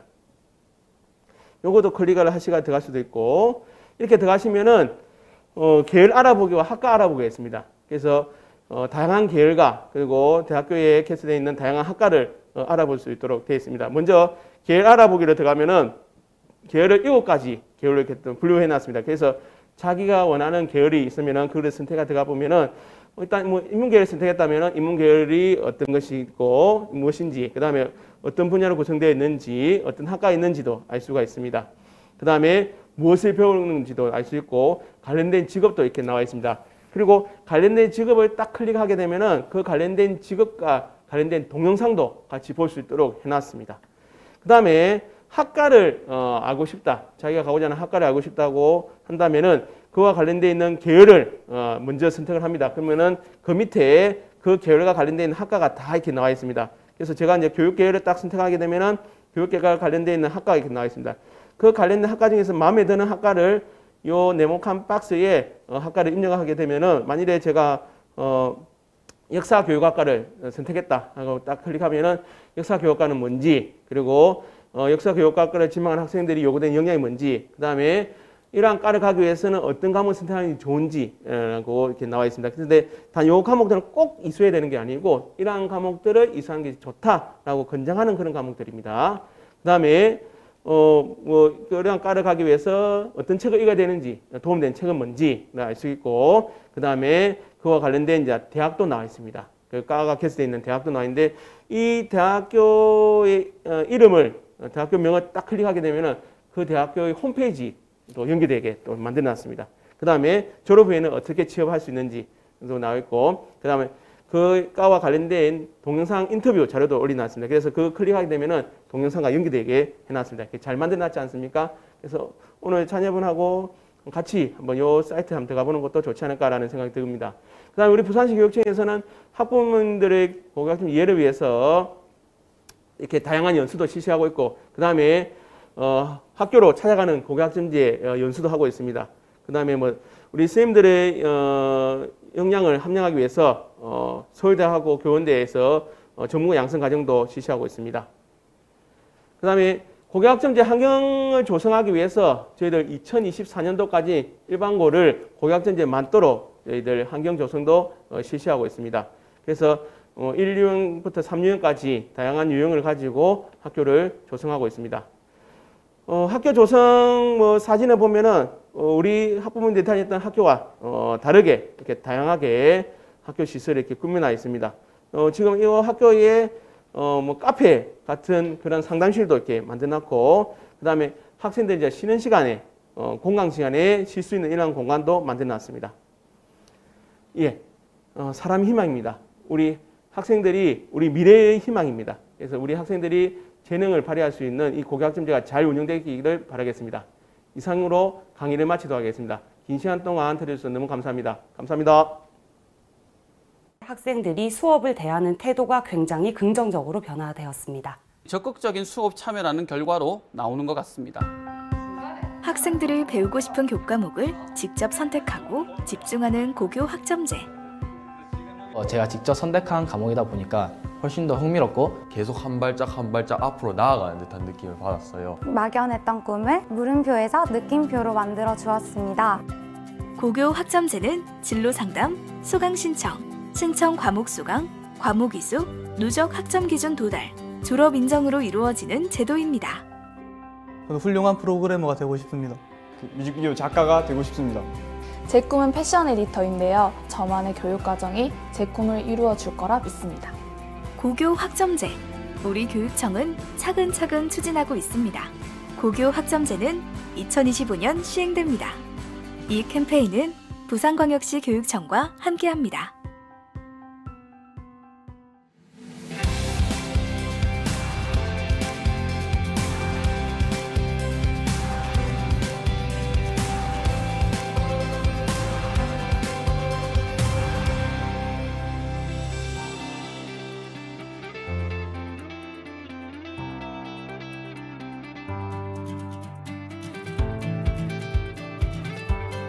지금 고교 학점제 진행되고 교육적 환경이 굉장히 많이 바뀌는 상황 속에서 여러 학부모님들 굉장히 많은 좀 이렇게 불안감 또는 혼란한 여러 가지 많은 생각들을 하실 수 있을 거라고 생각을 합니다. 그래서 저는 오늘 2024학년도 그러니까 지금 현재 고등학교 1학년 학생들이 대학 가는 데 있어서 어떤 것들을 좀 따져보고 고려해보고 이렇게 한번 살펴봐야 되는가를 중심으로 해서 말씀드리도록 하겠습니다. 오늘 제가 준비한 꼭지는 크게 봤을 때 세 꼭지입니다. 먼저 첫 번째, 대학 입학 전형의 전반적인 틀을 한번 제가 설명을 드리도록 하겠고요. 그 다음에 대입 전형이 여러분이 준비하는 전형으로는 4개 정도의 전형을 준비할 수 있는데 이 전형 유형별로 어떤 특징이 있는지에 대해 설명드리도록 하겠습니다. 그 다음에 이제 마지막으로 학생부 종합전형에서의 평가 요소, 그 다음에 2015 개정교육과정의 핵심 역량과 관련된 부분으로 그렇다면 이제 고교 학점제 상황에서 지금 진행되고 있는 2015 개정교육과정 상황에서 어떠한 원칙으로 과목을 선택하는 것이 좋을 것인가에 대해서 2024학년도 서울대학교 입학전형 예고사항과 함께 말씀드리도록 하겠습니다. 네, 먼저 대학 입학전형의 이해와 관련된 부분입니다. 4년 예고제라는 이런 말 혹시 들어보셨나요? 네, 대학 입학 전형은 갑자기 내가 고등학교 들어가기 전에는 내가 이제 고등학교 가기 전에는 이렇게 대학에서 선발한다라고 얘기를 하고 입학을 했는데 정작 막상 고등학교에 딱 갔더니 대학 입학 전형이 확 바뀌어버리면은 난감할 수밖에 없잖아요. 그래서 미리 예고를 해야 한다는 것이 바로 대입 전형 4년 예고제라고 보시면 됩니다. 근데 이게 사실은 4년 예고제라고 해서 그러면은 4년 전에 모든 그 구체적인 상황까지 다 알 수 있느냐? 그렇지는 않습니다. 좀 이렇게 큰 틀에서 큰 줄기가 되는 어떤 원칙 같은 부분을 설명하는 게 이 4년 예고제라고 보시면 될 것 같고요. 그래서 지금 제가 보여드린 이 표에서 대입 정책은 중3 새학기 직전 2월 말까지는 발표하게끔 이렇게 법령으로 이렇게 고지가 되어 있습니다. 그리고 난 다음에 대입 전형 기본 사항이라 그래서요. 여기도 보면은 이제 사실 뭐 그렇게 크게 막 의미 있는 또는 되게 막 중요한 구체적인 내용이 있다라기보다는 큰 원칙 같은 것들입니다. 큰 원칙 같은 것들이 고1 8월 말. 그럼 지금 이제 2, 4학년도 전형이 어제 발표가 됐습니다. 그래서 이 대교협에서 발표한 이 대입 전형 기본 사항이라는 것이 있고요. 근데 실질적으로 여러분들이 대학 가는 데 있어서 중요한 어떤 규칙과 같은 룰과 같은 것들을 확인하는 것은 고등학교 2학년 4월 말, 5월 초에 발표가 되는 대입 전형 시행 계획입니다. 그러니까 지금 현재 대학에서 우리는 이런 전형으로 이런 방식으로 이렇게 학생들을 뽑겠다라고 안내가 된 최신 버전은 사실은 지금 고등학교 2학년 학생들이 대학을 가는 2023학년도까지만 발표가 된 상태입니다. 그러니 지금 고등학교 1학년인 여러분, 2, 4학년도 전형을 지금 준비하는 여러분들의 입장에서는 사실은 아직은 그렇게 막 구체적인 내용까지 발표되진 않았다라고 이해를 하시면 되지 않을까 싶습니다. 어제라고 제가 말씀드렸잖아요. 어제 8월 25일에 한국대학교육협의회 대교협에서 2024학년도 대학 입학 전형 기본사항의 주요 내용을 발표를 했습니다. 좀 의미 있는 부분을 좀 몇 가지만 살펴본다면 첫 번째, 전년도와의 일관성을 유지한다. 그럼 이 얘기는 무슨 얘기냐? 2022학년도, 23학년도에서의 변화를 최소화하겠다라는 의지가 담겨 있다라고 보시면 될 것 같습니다. 그리고 이미 대입제도 공정성 강화 방안에 의해서 2019년에 이미 예고가 되어 있었던 것처럼 학생부 종합전형에서 자기소개서를 폐지하는 안, 그 다음에 지역인재 의무 선발을 법령을 통해서 안내하는 안, 이렇게 세 가지가 가장 기본적인 틀로 안내가 되어 있다라고 보시면 될 것 같습니다. 대입전형 간소화에 따른 표준 대입전형의 체계입니다. 그러니까 이제 대학 가는 방법이 뭐 이렇게 복잡해, 나 너무 어려워 라고 생각하실 수 있는데요. 대학에서 만드는 모든 자료 같은 것들을 보실 때 기본적으로 이 네 가지의 이 표준 대입전형 체계 시스템을 머릿속에 좀 염두에 두시고 자료를 살펴보시면 훨씬 좀 이해가 빠를 거라고 생각을 합니다. 이거는 2013년, 2014학년도에 발표가 된 거고요. 그러니까 대학에서 신입생을 선발할 때는 요런 방식 이외의 다른 방식으로는 선발하지 않았으면 좋겠다라는 것으로 발표를 한 겁니다. 그래서 이제 크게 봤을 때 학생부 위주 전형에 학생부 교과 전형, 그다음에 학생부 종합 전형, 그다음에 논술 전형이 있고요. 그다음에 실기 실적 위주에서의 실기 전형, 그다음에 정시로 알려져 있는 정시에서 수능 위주로 선발하는 이렇게 전형들이 있다라고 보시면 됩니다. 근데 여기서 일반적인 학생들, 그러니까 어떤 특기자, 예능 또는 체능과 관련 어떤 이런 예체능이 아닌 일반적인 학생들이 대학 가는 방법이라고 얘기를 하면은 결국 학생부 교과, 학생부 종합, 논술, 수능 이렇게 네 가지 방법이 있다라고 보시면 될 것 같습니다. 그러면은 지금 고등학교 1학년인 여러분들은 대학을 가기 위해서 이 네 가지 방법을 전부 다 준비를 해야 될까요? 뭐 하나도 빠짐없이 다 꼼꼼하게 챙겨야지만 대학 가는데 성공할 수 있을까요? 글쎄요. 저는 그렇게 생각하고 싶진 않습니다. 일단 제 설명을 좀 들어보시고 난 다음에 여러분의 장단점에 맞춰서 큰 틀에서의 한 두 가지 정도, 그러니까 뭐 이제 결론만 말씀드린다라면은 교과 성적 중심으로의 학생부 위주 전형을 준비할 것이냐, 아니면은 정시에 수능 중심으로의 수능 위주 전형을 준비할 것이냐, 이 둘 중에 하나를 선택을 하고 나간다라고 보시면 될 것 같아요. 근데 이 선택은 사실 한 2학년 한 중반 정도에 하는 게 더 좋습니다. 그러니까 지금 미리 너무 막 선택하려 하지 마시고요. 지금 일단 본인의 장점이 무엇이고 본인의 단점이 무엇인지 그 다음에 나한테 좀 더 유리한 것이 어떤 것인지를 좀 한 번 더 이렇게 탐색해 보는 시간을 갖는 것도 좋을 거라고 생각을 합니다. 대입 모집 시기에 대해서 잠깐 설명드리도록 하겠습니다. 크게 봤을 때 수시, 정시 이렇게 두 가지의 대입 전형 방법이 있다라고들 알고 있습니다. 맞습니다. 수시 있고 정시 있는 게 맞습니다. 그래서 주로 수시에서는 교과와 종합, 논술 같은 것들이 이루어지고요. 수능으로 대학을 가는 거는 정시, 12월에 이루어지는 거죠. 그런데 여기에 하나 더 있습니다. 요즘은 추가 모집이라고 해서요.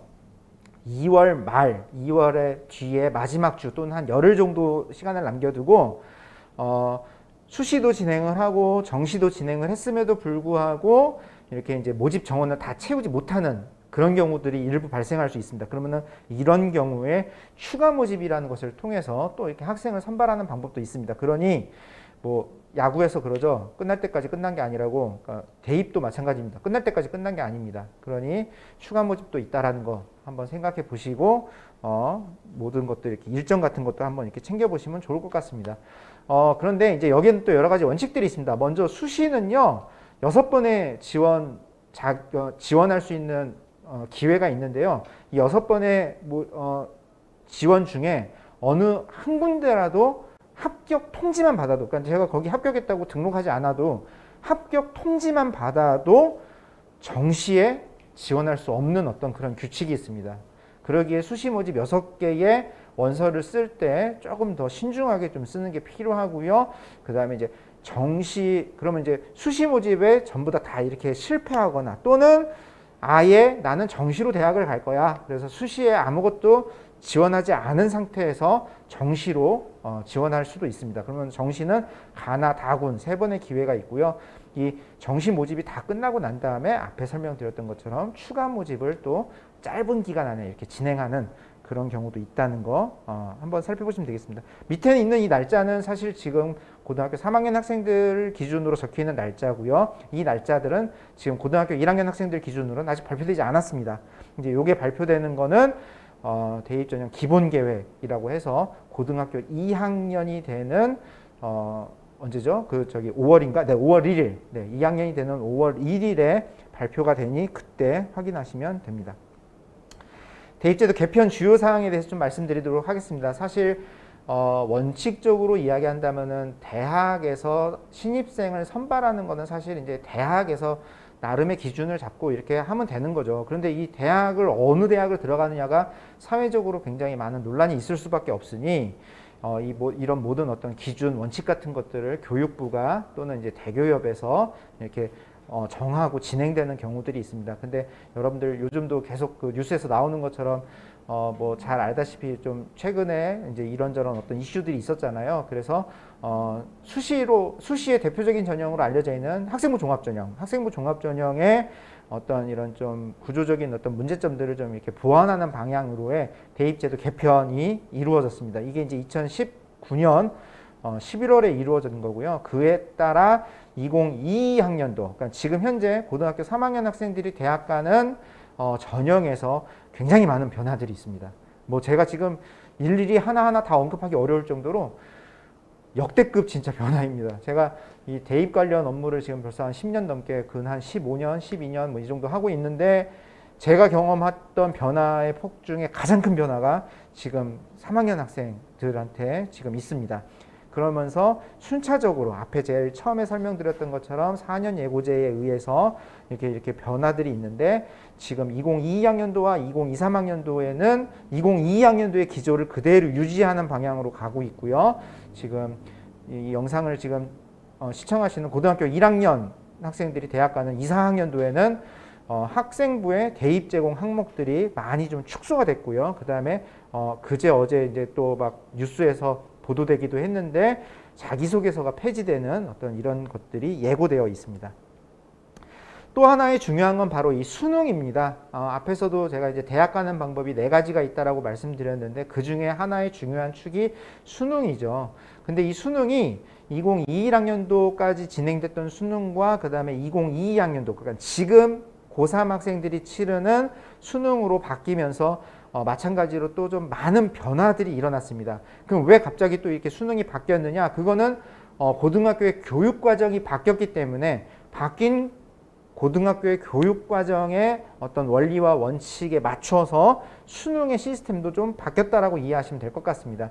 그럼 2015 개정교육과정 변화의 가장 큰 또 하나의 축은 무엇이냐? 바로 인문 자연 계열의 그 벽을 허문다라는 겁니다.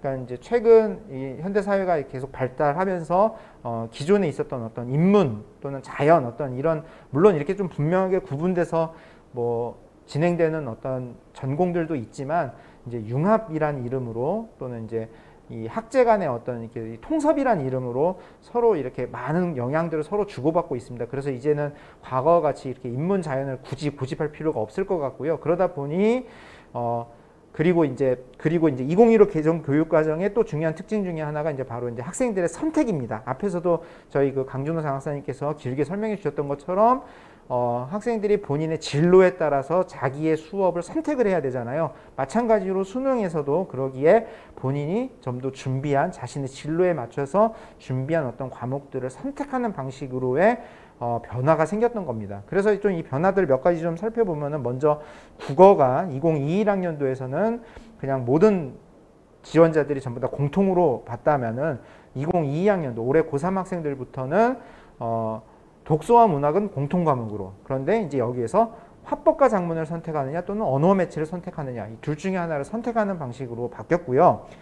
수학이 기존에는 가형과 나형이라 그래서 주로 자연 학생들은 가형을, 인문 학생들은 인문을 선택하는 방식으로 진행이 됐는데 이번부터는 확률과 통계, 미적분, 기하 이 세 가지 과목 중에 하나를 선택하는 방식으로 바뀌었습니다. 근데 이제 요거 때문에 요즘 좀 많은 문제들이 생겼죠. 아무래도 제가 이제 앞에서는 뭐 인문과 자연의 구분이 많이 좀 희석됐다 뭐 이런 말씀 드렸지만 그럼에도 이제 분명하게 인문 자연으로 구분되는 영역도 있잖아요. 그러다 보니 이제 아무래도 이제 기존의 자연으로 분류됐던 대학 그런 학과에서는 우리는 좀 미적 또는 기하 같은 좀 이런 어려운 수학을 공부를 좀 하고 대학에 왔으면 좋겠다라고 해서 이런 과목들을 그냥 지정을 했습니다. 그리고 이제 기존의 인문 계열로 분류가 됐었던 그런 학과들에서는 우리는 뭐 어떤 거 선택해도 뭐 상관없어. 그냥 아무거나 선택해서 와도 돼. 이제 이렇게 편성을 한 거죠. 그러다 보니 이제 그런데 문제는 이렇게 각각의 선택으로 구분이 되어서 서로 시험을 봤는데 이 시험 본 것들을 전부 다 하나의 표준 점수로 하나의 등급으로 전부 다 다시 계산을 해야 되는 어떤 이런 문제가 발생을 한 겁니다. 이제 그러다 보니 이제 여기에 어떤 통계적인 어떤 여러 가지 이런저런 조치로 이렇게 점수를 하나로 합하는 여기에 이제 수식 같은 것들이 만들어졌는데요. 그거 너무 복잡해요. 그래서 이걸 제가 다 설명드리긴 어려운데 문제는 이제 이렇게 되다 보니 어떤 일이 벌어지느냐.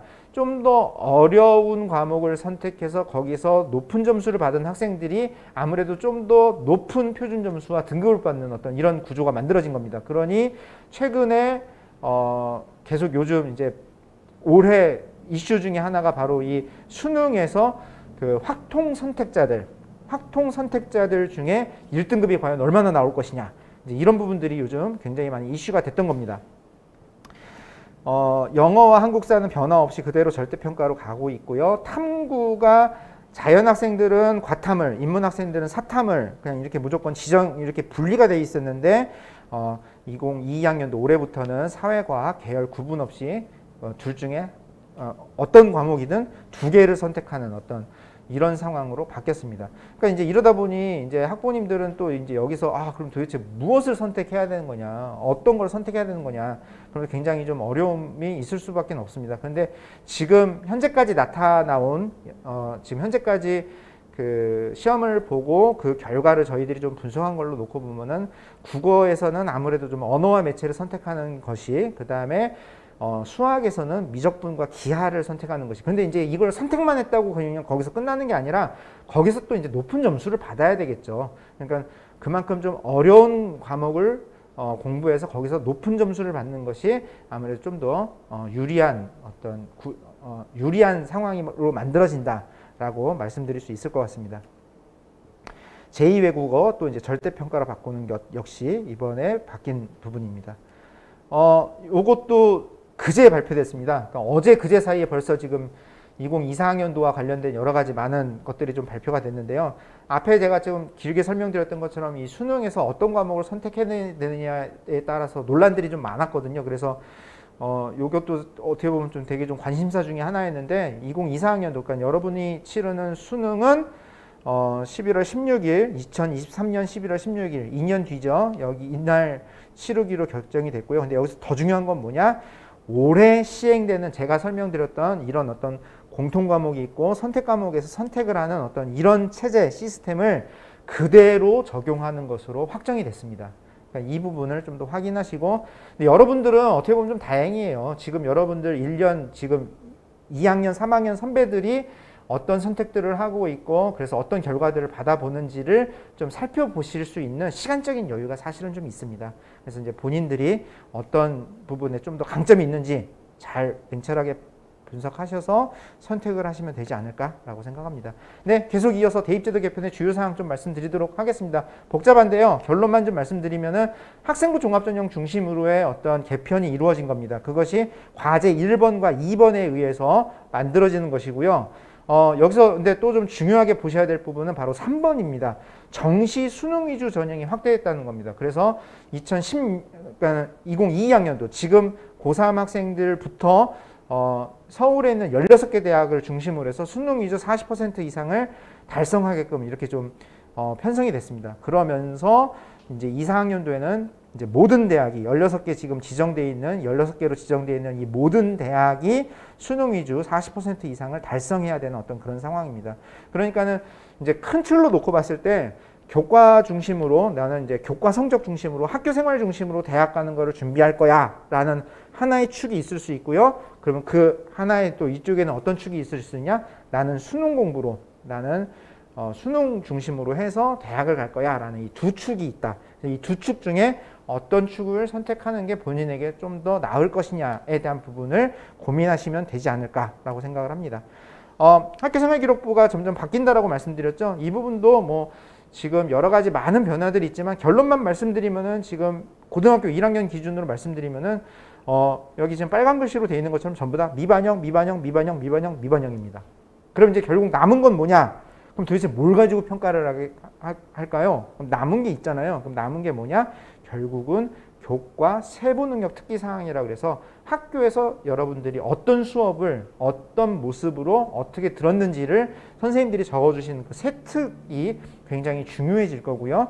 그 다음에 이런 종합 의견, 선생님들이 여러분들의 어떤 기본적인 학교 생활을 어떻게 바라보고 있는가, 그것을 서술해 놓은 이런 종합 의견 같은 것들이 중요해지지 않을까라고 생각합니다. 네, 너무 좀 어렵지는 않았나 모르겠습니다. 큰 틀의 대입제도 전반적인 내용에 대해 제가 좀 설명을 드렸고요. 이제는 대입 전형의 어떤 유형에 따라서 설명을 드리도록 하겠습니다.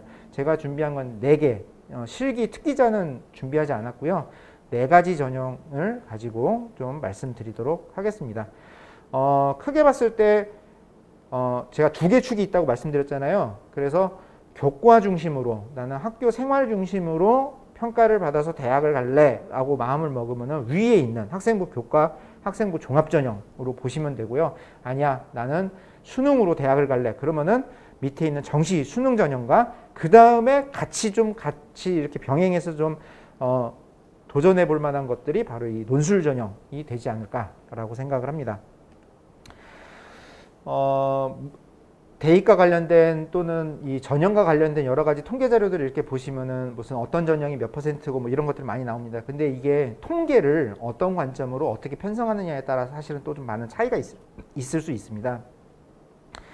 전국에 있는 모든 대학을 기준으로 살펴보면은 제일 많은 인원을 선발하는 전형은 학생부 교과 전형입니다.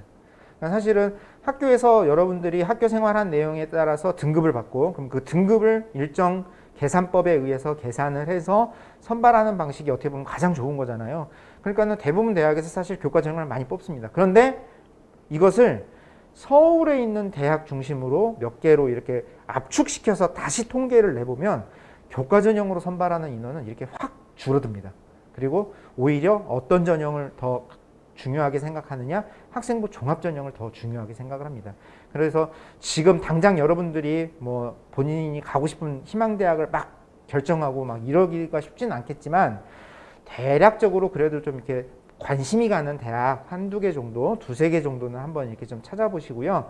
그 대학에 지금 현재 발표되어 있는 수시 모집 요강을 통해서 지금 어느 전형에서 얼마 정도의 인원을 선발하고 있는지를 한번 살펴보는 거는 저는 좀 의미가 있을 거라고 생각을 합니다. 그러면은 결국은 서울에 좀 이제 유명한 대학, 좀 그 주요 대학을 좀 간다라고 생각을 마음을 먹었으면은 아무래도 학교 생활 중심의 학생부 종합전형 위주로 준비하는 게 유리하다라고 볼 수 있고요. 이제 그렇지 않으면은 그냥 정시로 가는 게 방법이 있다라고 말씀드리겠습니다. 네, 교과전형의 주요 특징 좀 말씀드리겠습니다. 교과전형은 여러분들이 이제 수업 들으면서 거기서 발생되는 등급들 있잖아요. 그럼 그 등급에 따라서 어느 과목, 그것을 몇 등급, 이걸 어떻게 계산하고 해서 이런 그냥 어떤 계산법에 의해서 계산기가 쭈루루루 계산을 합니다. 그리고 이제 여러분들이 많이 더 가고 싶은 대학일수록 이제 그 교과전형에서는 수능 최저학력 기준이 이렇게 뭐 걸려 있기도 합니다. 그래서 이제 수능의 영향력을 또 이제 무시를 안 할 수가 없죠. 그래서 이 교과전형은 이러다 보니 이제 어떤 특징이 있느냐, 경쟁률이 낮아요. 경쟁률이 낮다는 얘기는 무슨 얘기일까? 교과전형으로 내가 대학을 가겠다라고 하면 일단 뭐가 좋아야 되죠? 교과 성적이 좋아야 돼요. 근데 이 교과 성적이 좋은 학생들이 사실 그렇게 많이 있는 건 아니잖아요. 그러니까는 경쟁률이 낮습니다. 그리고 교과 성적이 좋다라는 거는 A 대학, B 대학, C 대학, D 대학 어느 대학에 가도 경쟁력이 있다는 거예요. 다 좋은 거예요. 그러다 보니 중복 합격자가 많을 수밖에 없습니다. 근데 이제 여러 개를 다 중복 합격했다 하더라도 어떻게 해요? 그 중에 등록은 한 군데만 해야 되잖아요. 그러니 충원율이 좀 높아지는. 그래서 그 중복 합격이 많아져서 미등록자들이 발생되는 거예요. 그래서 예비 순번으로 넘어가는 것들이 많이 발생되는 게 교과전형의 중요한 특징이다라고 보시면 됩니다. 그런데 이제 올해 2015 개정교육과정이 대입에 반영되면서 가장 지금 애매하게 지금 좀 남은 부분 중에 하나가 뭐냐, 바로 이 진로 선택 과목을 어떻게 반영하냐는 겁니다. 상대평가 등급은요, 등급으로 계산되는 9등급의 그 점수로 나오는 그 계산들은 상대평가로 나오기 때문에 그냥 일정 어떤 계산식을 대입해서 이렇게 계산하면 대부분 크게 이렇게 뭐 유불리가 발생하지 않습니다. 그냥 이렇게 서열을 충분하게 이렇게 매길 수 있습니다. 근데 문제는 진로 선택 과목인데요. 이 진로 선택 과목은 성취도 평가. 좀 더 쉽게 설명드리면 이제 절대 평가 방식인 건데요. 이렇게 하다 보니 등급 구간이 3개밖에 없어요. 그러다 보니 이 3개 방식으로 이걸 어떻게 계산하는 게 좋을까? 이게 굉장히 좀 난감할 수 있습니다. 그래서 보시는 것처럼 이거를 계산하는 방식들이 대학마다 너무 달라요. 너무 달라서 지금 현재로는 어떻게 해야지 이게 내가 대학 가는데 도움이 된다, 안 된다. 사실 이렇게 판단하기도 좀 어려운 상황입니다. 그러면은 제가 지금 말씀드릴 수 있는 건, 여러분들에게 추천할 수 있는 거는 너무 대학 가는 것에만 매몰돼서 대학 가는데 유리함만 생각을 하고 진로 선택 과목을 어떻게 선택을 하고 말고 이런 거 고민하지 마시고요.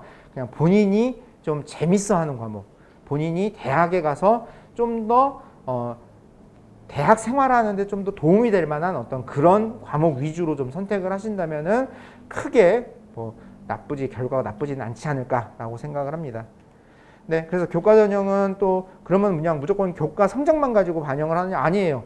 어떤 대학은 학생부 100으로 하기도 하지만 또 어떤 대학은 면접을 보기도 하고 또 어떤 대학은 거기에 플러스 서류 평가 방식을 또 좀 적용하기도 합니다. 그리고 또 면접을 적용한다 하더라도 일괄적으로 지원한 모든 학생들이 전부 다 면접 보는 방식도 있지만 단계형으로 해서 몇 배수 선발하고 난 다음에 그 나머지 인원만을 가지고 면접 보는 어떤 이런 방식들이 있습니다.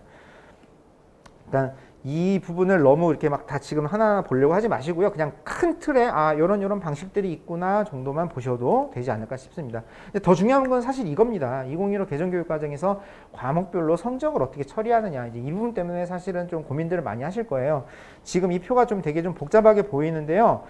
지금 이 영상을 시청하시는 대부분의 학생들은 제 추측이 맞다면은 일반고 학생들일 거라고 생각이 되고요. 그럼 일반고 학생들이 적용되는 것은 바로 이 보통교과군입니다.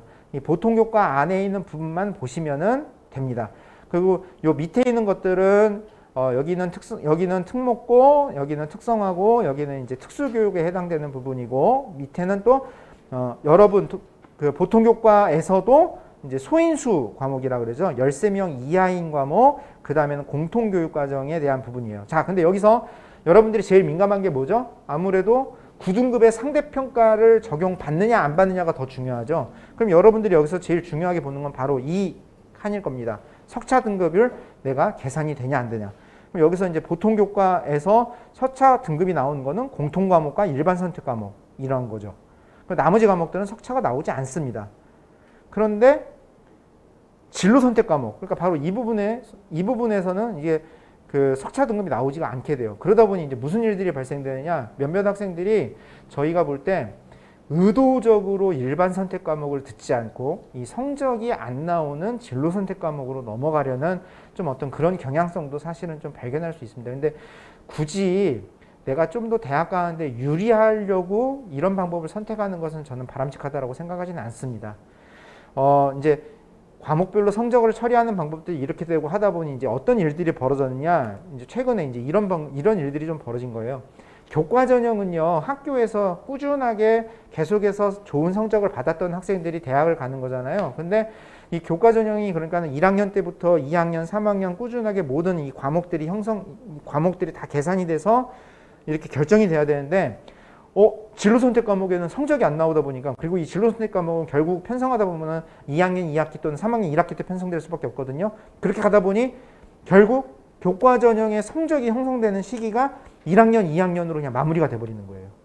그러니까 1학년 2학년 성적에 의해서 대입이 결정되는 좀 어떤 이런 일들이 요즘 좀 벌어지고 있다라는 부분. 그리고 이제 진로 선택, 그래서 이제 몇몇 대학에서 진로 선택 과목의 이 성취도별 분포 비율을 가지고 이런저런 어떤 계산법들을 만들어 넣었는데, 사실 이거는 여러분들이 여기서 어떻게 뭐 잘한다고 해서 어떻게 이렇게 왔다 갔다 할 수 있는 부분이 아니잖아요. 그러니까 이건 학생의 의지하고는 관계가 없어요. 결국 학교에서 어떤 정책적인 결정으로 보여주느냐에 따라서 결정될 가능성이 높습니다. 그리고 일부 몇몇 선택 과목들은, 진로 선택 과목들은 좀 일종의 좀 쉬어가는 과목으로 인식하는 좀 어떤 그런 경향도 없지 않아 좀 있습니다. 그러니까는 이렇게 판단받는 것보다는 학종에서는 주로 이 진로 선택 과목은 그래서 이 세부 능력 특기 사항을 중심으로 여러분들이 어떤 부분을 고민했고 그 과목에서 어떤 성취를 이루었는지를 입학사정관들이 아마 보려고 할 겁니다. 그러니 이런 진로 선택 과목에서도 이제 뭔가 좀 어떤 성취를 중심으로 내가 여기서 무언가 배우겠다라는 자세로 좀 열심히 듣는 것이 필요하지 않을까라고 생각을 합니다. 네, 지금 앞에서도 저희 그 고교학점제 설명하면서도 이미 많이 나왔던 이야기인데요. 이게 바로 지금 2025 개정 교육과정에서의 그 과목표입니다. 이 표에서 제가 설명드렸던 것처럼 고등학교 1학년에는 주로 이 공통과목, 국수영, 한국사, 통합사회, 통합과학, 과학탐구, 실험 요 과목을 주로 배우는 공통과목으로 구성이 되어 있고요.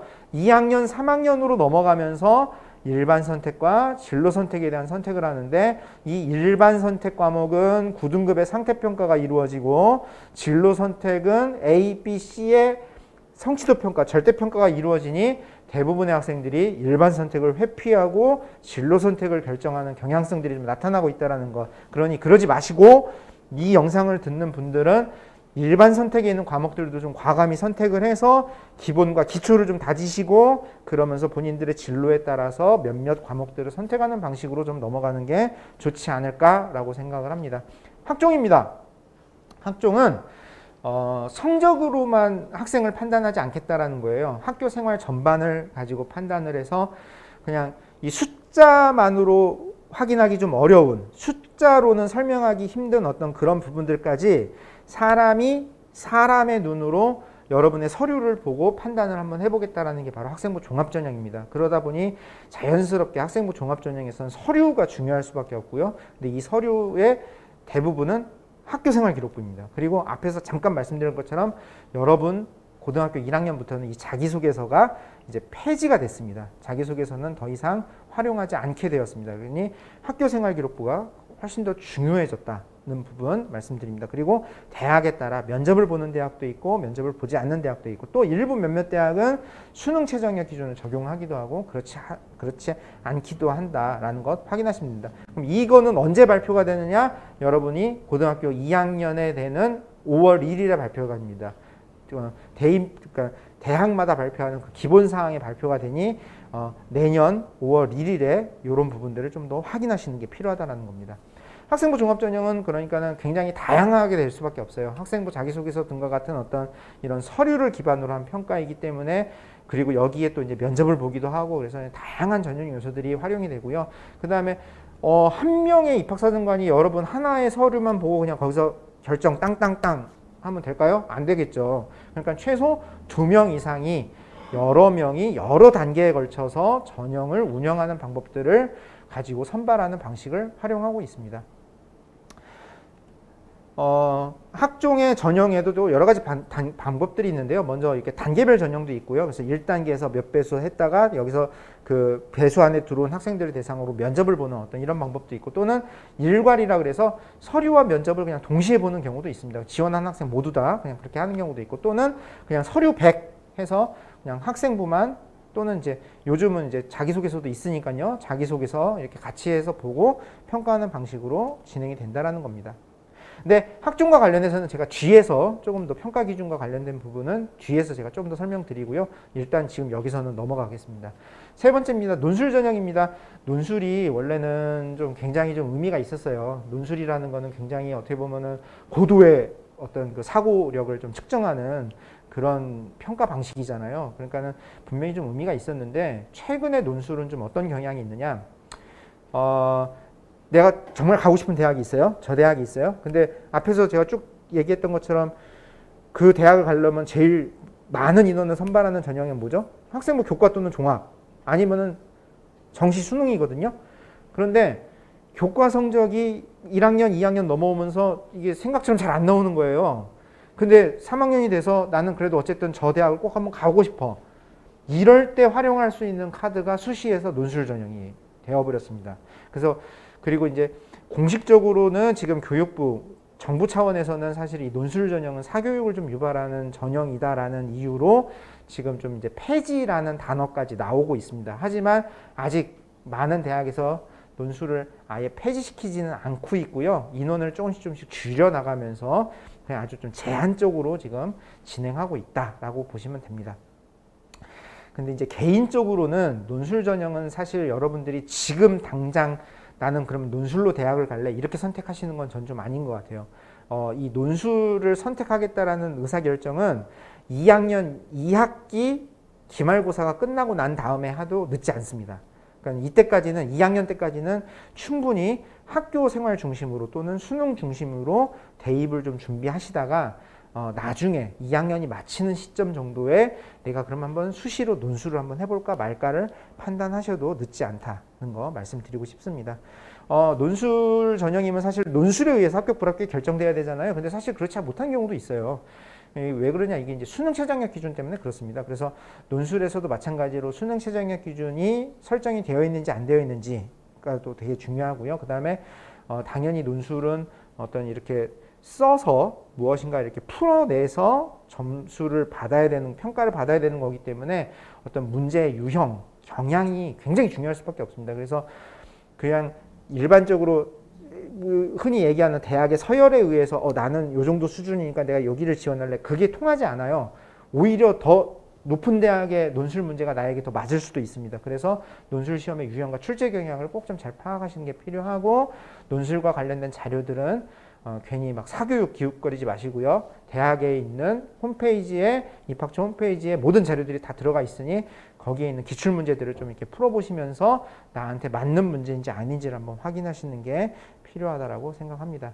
정시입니다.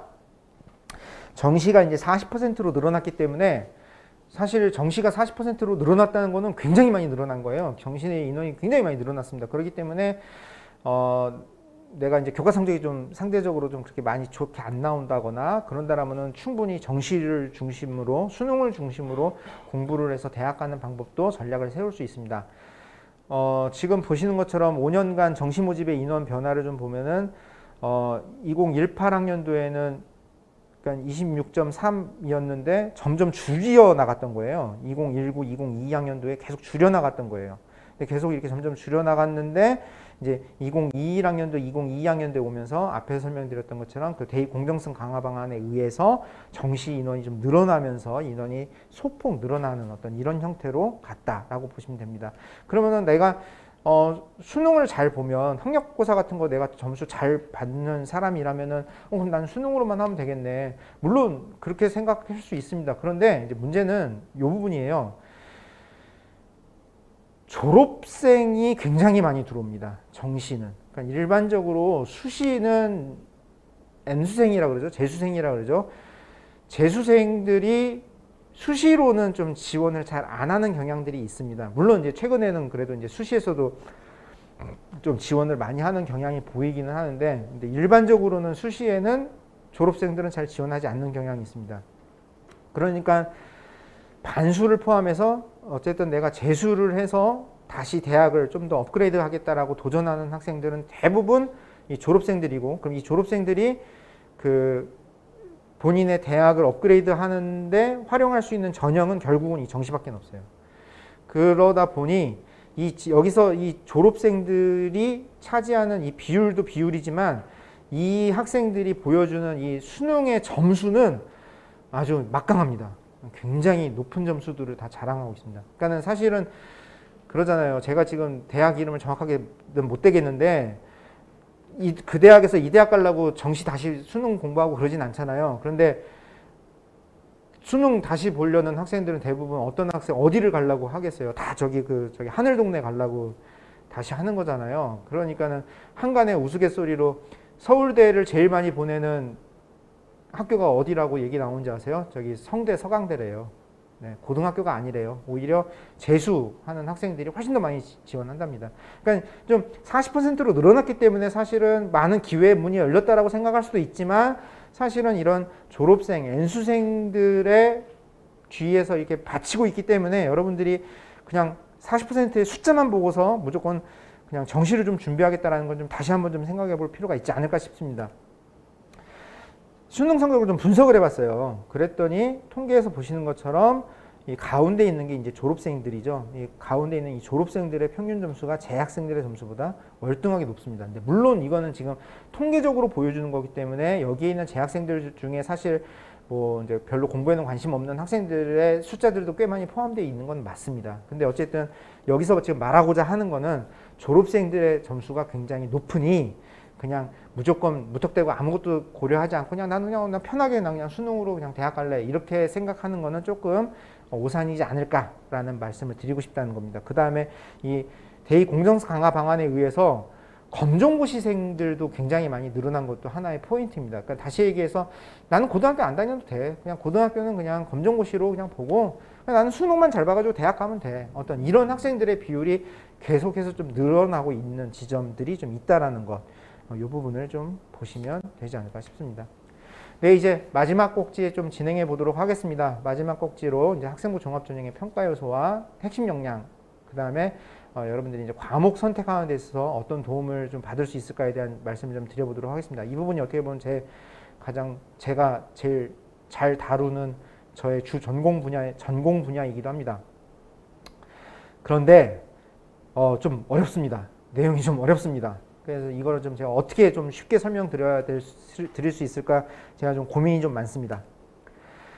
평가 기준입니다. 이걸 이제 평가 항목 또는 평가 요소, 뭐 평가 준거, 뭐 이제 여러 가지 용어들로 이야기하는데요. 이건 이제 평가 기준입니다. 정성평가라고 얘기를 많이 하죠. 학생부 종합전형은. 정성평가라는 거는 다시 얘기해서 어떤 질적인 상태를 한번 판단을 해보겠다라는 겁니다. 그러니까 기계적인 어떤 숫자로 변환을 해서 그 숫자에 의해서 우열을 가리는 방식이 아니라 품질을 좀 한번 따져보겠다는 거죠. 그러면은 도대체 이 품질을 따지는데도 분명히 어떤 기준이 있어야 되는 거잖아요. 그래서 이 기준으로 설정한 게 학종의 평가 항목인 겁니다. 그래서 이제 제가 최근에 근무했었던 서울시립대학 같은 경우는 학업, 잠재, 사회라는 세 가지 평가 기준을 설정을 했고요. 그 다음에 건대, 경희대, 서울여대, 연대, 중앙대, 외대와 같은 서울에 있는 주요 사립대학들은 학업, 인성, 전공적합성, 발전 가능성이라는 어떤 이런 평가 기준을 적용하고 있습니다. 근데 이미 이런 말들을 딱 들으면은 여기서부터 너무 헉 질리시죠? 이게 도대체 무슨 말이야?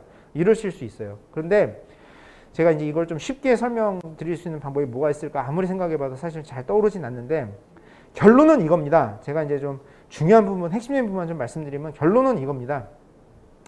대학에서 입학사정관들이 여러분의 학교생활기록부를 보고 평가할 때 어떤 것을 예측을 하느냐, 이 학생이 우리 대학에 합격한다면, 우리 학교 학생이 된다면 얼마나 대학생활을 잘할 만한 학생인가 아닌가를 보고 싶은 거예요. 그러니까 다시 얘기해서 이제 이거를 좀 더 다 풀어서 설명한다면 이게 결국 이제 성공적인 대학 생활을 할 만한 학생인가 아닌가를 구분해 보고 싶다라는 겁니다. 그러면은 성공적인 대학 생활을 하는 학생을 뭐라고 규정할 수 있을까요?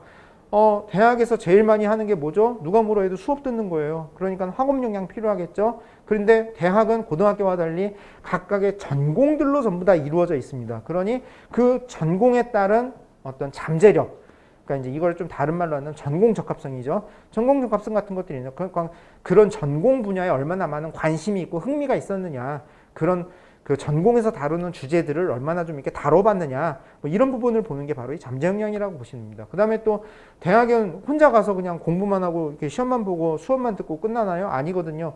대학도 작은 사회입니다. 사회 안에서 다른 사람들과 어떤 관계를 얼마나 잘 적절하게 잘 맺는 학생인가 아닌가, 그 부분들을 보고 싶은 겁니다. 그러니 성공적인 대학 생활이라는 것을 학업적인 측면, 전공과 관련된 측면, 관계 역량의 측면, 이 세 가지를 가지고 평가를 하는 게 학업 잠재 사회다라고 보시면 됩니다. 지금 제가 이제 이렇게 좀 간결하게 설명을 했는데 이것들을 서울 주요 사립대학에서도 마찬가지예요. 학업 있죠. 여기서 말하는 인성이 제가 앞에서 말씀드린 어떤 관계 역량, 사회 역량이라고 보시면 되고요. 시립대의 잠재 역량이 전공 적합성이라고 보면 됩니다. 그런데 이제 요 사립대학들은 학업, 전공 적합성, 인성 이 세 가지를 다 아우러서 판단할 수 있는 또 하나의 마지막 판단이 바로 발전 가능성이라고 판단을 하고 있습니다. 그래서 요 지금 보여드리는 지금 요 자료는 요 인터넷에 조금만 이렇게 검색해 보시면 너무나 많이 나오는 자료거든요. 근데 여기에서 지금 제가 말씀드리는 요 평가 요소들만 보지 마시고 요 밑에 있는 작은 글씨 있는 부분들도 한번 이렇게 찬찬히 한번 이렇게 좀 짚어 보시면 요런 부분을 좀 이야기하겠구나 라는 것을 어느 정도는 예측하실 수 있다고 봅니다. 자, 한 번만 더 제가 강조하겠습니다. 여기서 이런 평가 기준을 왜 설정했다고요?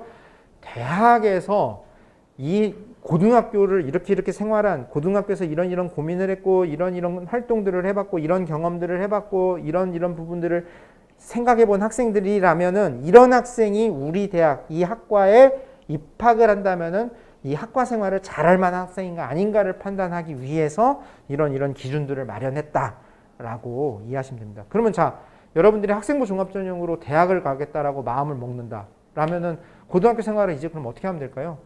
여러분이 해야 되는, 고등학교에서 해야 하는 여러 가지 어떤 과업들이 있잖아요. 수업도 열심히 들어야 되고 수행평가도 열심히 해야 되고, 또는 지금 코로나 때문에 많이는 못하고 있지만 이제 공동 어떤 프로젝트, 팀 플레이 같은 것들도 여러 가지 많이 해야 되잖아요.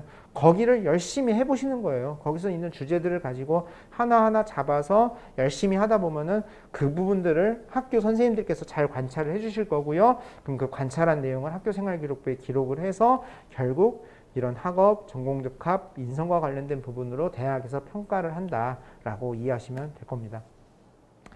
네, 서울대입니다. 서울대는 아무래도 이제 대학의 특성이 있다 보니 전교 뭐 1, 2등 하는 학생들만 전부 다 지원하는 대학이다 보니 이 평가 기준에 아무래도 학업이 좀 더 중요한 의미로 많이 들어가고 있습니다. 그래서 3개의 평가 기준을 활용하고 있는데 학업의 능력적 측면, 그 다음에 학업의 태도적 측면, 그리고 이런 학업 외의 나머지 부분 해서 이렇게 3가지로 평가를 하고 있다라고 보시면 되고요. 부산대입니다. 부산대 앞에 제가 말씀드렸던 서울시립대와 동일합니다. 학업, 잠재, 사회 동일합니다. 그러면은 뭐 저기 부산대에 있는 사정관들하고 서울시립대 사정관들이 서로 이렇게 협업해가지고 이런 어떤 평가 기준을 만들었을까요? 아니요. 아무 얘기도 안 했어요. 그럼에도 이렇게 동일한 평가 기준이 나올 수 있다는 겁니다. 그러니까 보는 눈은 서로 다 비슷하다는 거예요. 근데 이제 부산대 특징은 뭐냐면요. 근데 학업, 잠재, 사회 3가지로 그냥 이렇게 딱 끝낸 게 아니라 대학 수학 학업 역량을 대학 수학 준비도, 그 다음에 지식탐구 역량, 그 다음에 잠재 역량의 전공 적합성, 발전 가능성, 그다음에 사회 역량을 인성 및 사회성으로 이렇게 좀 세부 역량으로 또 이렇게 좀 이렇게 표현을 했다로 보시면 될 것 같습니다. 네, 사실 이 핵심 역량이란 부분은 여러 학부모님들 또는 학생들이 뭐 이렇게 살펴볼 내용은 아니라고 생각합니다. 이 부분은 사실은 학교에 있는 선생님들께서 좀 더 이렇게 챙기셔야 될 부분인데요. 2015 개정 교육과정에서의 모든 교과목들은 이 핵심 역량을 중심으로 가르치게끔 편성이 되어져 있습니다. 그래서 여러분들이 이 핵심 역량을, 그러니까 다시 얘기해서 무슨 얘기냐, 여러분들이 학교에서 선생님들께서 하시는 어떤 내용들을 교육을 성실하게 열심히 적극적으로 잘 받는다면은 자연스럽게 여러분들은 무엇을 기를 수 있느냐, 바로 이 핵심 역량을 기를 수 있다는 겁니다. 그럼 제가 여기서 왜 갑자기 이 핵심 역량에 대한 이야기를 했느냐, 앞에 제가 보여드린 이 평가 기준이 있잖아요. 이 평가 기준이 결국은 여러분들의 이 고등학교에서 배웠던 이 핵심 역량을 체크하는 작업이다 라고 이해하시면 될 것 같습니다.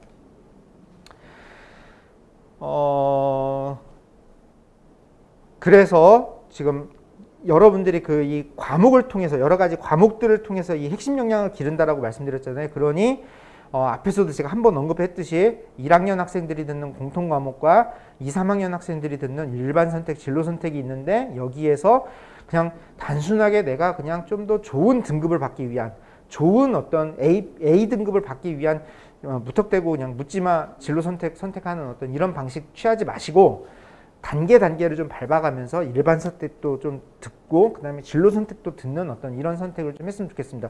그렇다라고 해서 그러면 일반 진로 선택 하나도 듣지 마냐? 아니에요. 그건 아니에요. 본인이 선택한 어떤 전공에 따라 몇몇 진로 선택 과목들은 좀 필요한 과목도 분명히 있죠. 근데 무턱대고 그냥 진로 선택만 선택하는 이거는 하지 않았으면 좋겠다는 걸 말씀드리는 겁니다. 자, 그래서 이제 여기에서 제가 이제 마지막으로 서울대학교의 2024학년도 입학전형 예고안을 좀 설명드리도록 하겠습니다. 뭐 지금 이 영상을 듣는 모든 학생들이 사실 서울대학교를 준비하는 학생들은 아닐 거예요. 그런데도 왜 너는 서울대만 이야기하냐? 근데 사실 지금 2024학년도에 대한 대입 기본사항은 내년 5월에 발표되는 거기 때문에 대학에서 미리 발표하지 않아도 되거든요. 근데 친절하게도 서울대에서는 미리 지금 이런 것들을 좀 발표를 했습니다. 서울대가 왜 이거를 발표를 했을까를 좀 가만히 다시 한번 좀 생각을 해보면 여러분들이 지금 2학년의 과목들을 선택을 지금 해야 되는 상황이잖아요. 그러니까 2학년의 과목을 선택할 때 이런 것들을 한번 좀 살펴봐라 라고 미리 좀 이렇게 좀 안내, 귀뜸을 해주는 거다라고 좀 긍정적으로 생각했으면 좋겠습니다. 서울대학교에서는요, 전공 연계 교과 이수 과목이라고 해서 여기 이제 핵심 권장 과목과 관전 과목으로 어떤 하나의 리스트를 제시를 했습니다.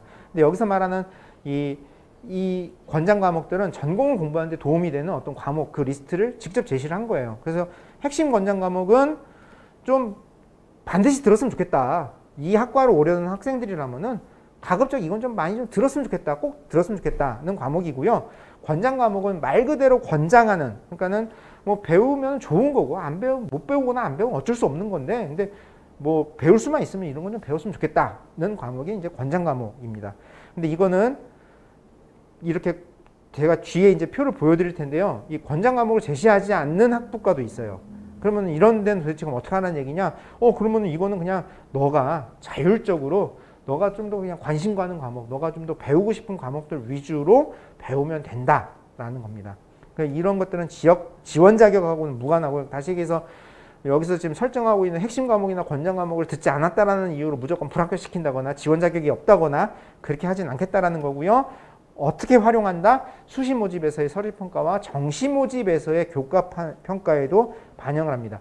원래 일반적으로 정시 수능에서는 교과와 관련된 내용들은 평가하지 않는 게 일반적이었습니다. 근데 그 대입 공정성 강화 방안 이후로 정시가 무분별하게 너무 확대되는 상황에서 서울대학교는 좀 고육지책으로 불가피하게 정시에서도 일부 교과 평가, 정성적인 평가를 한다라고 이미 좀 발표를 했습니다. 이런 과목들을 리스트를 제공을 하면 이제 발생할 수 있는 반론 중에 하나가 이거죠. 저는 꿈이 바뀌었는데요. 갑자기 공부를 하다가 저는 뭐 간호학과 가려다가 저는 영어 교사가 되고 싶은데요. 뭐 이렇게 바뀔 수 있어요. 충분히. 그러니까는 우리 뭐 이거 다 잘 알고 있다. 여러분들이 충분히 바뀔 수 있다는 거 잘 알고 있고, 그리고 고등학교의 이 상황이 지역에 따라 서울, 부산 또는 뭐 여러 아주 소도시 또는 뭐 농어촌 할 것 없이 모든 것들이 다 다르다는 것. 그리고 또 고교 유형도 너무 다르잖아요. 특목고도 있고 뭐 자사고도 있고 그러잖아요. 근데 이렇게 다 다른 거 잘 알고 있고 이런 것들을 충분히 감안해서 평가를 하고 있다라고 언급하고 있습니다. 그래서 미수한 경우라 하더라도 얼마나 여러분들이 여기에 집중했느냐, 여기에 얼마나 적극적으로 충실하게 다른 과목들 수업을 들었느냐를 평가에 반영한다라고 분명하게 명시를 하고 있습니다. 네, 그래서 이제 제가 이제 이 전공에 따라서 이것들을 제가 좀 쭉 보여드릴 텐데요. 자, 이것도 너무 복잡하니 제가 결론을 먼저 말씀드리겠습니다. 결국은요, 서울대에서 지금 이 리스트를 제시를 한 거는요, 어느 과목에 대한 이야기를 하는 거냐, 수학과 과학을 가지고 이야기를 하는 겁니다. 그러니까 여러분들이 선택을 하실 때 수학과 과학 이외에 나머지 과목들은요, 사실은 제가 조금 더 이렇게 그냥 넓게 말씀드리면요, 여러분들 편하게 선택하셔도 돼요. 네, 수학과 과학 이외에 나머지 과목들은 정말로 그냥 내가 관심 있는 과목, 저거 되게 재밌을 것 같은데, 내가 이거 들으면 도움이 될 것 같은데, 그런 과목 그냥 뭐 자유롭게 이렇게 선택해서 들으셔도 아무 상관없습니다. 그런데 단 수학과 과학을 선택할 때는 조금 신중하게 접근하실 필요가 있다는 거예요. 자, 기본적으로 지금 2015 개정교육과정에서 인문자연의 구분 없다고 말씀드렸습니다. 이제 그럼에도 나는 이제 경영이나 경제학과를 가려고 생각하는 학생들이 있어요. 근데 이 학생들은 기존의 분류로 따지면 인문 학생들이잖아요. 근데 이제 인문을 선택하는 가장 큰 이유가 뭐예요? 수학 때문이잖아요. 나 수학을 잘 못해서 또는 수학 잘 안 하니까 인문. 그러면 인문에 왔으면은 거기서 경영경제를 가면 어떻게 될까요? 경영경제학과를 가게 되면은 대학에 가서 어떤 과목들을 많이 다루느냐, 수학과 관련된 과목을 많이 다룰 수밖에 없어요. 그러니 수학을 포기하거나 수학을 잘 모르고 경영경제를 간다는 건 사실 앞뒤가 안 맞는 말입니다. 그러니까 이제 그런 부분들을 보여주는 게 지금 여기서의 표라는 거예요.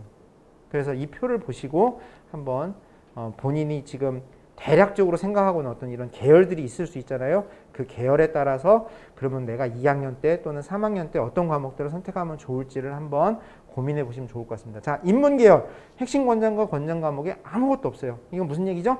자유롭게 선택하라는 얘기입니다. 어떤 거든 그냥 자유롭게 선택하면 된다는 겁니다. 여기서부터 이제 과목들이 좀 나타나기 시작을 하죠. 근데 여기서 이제 주목을 할 게 뭐냐?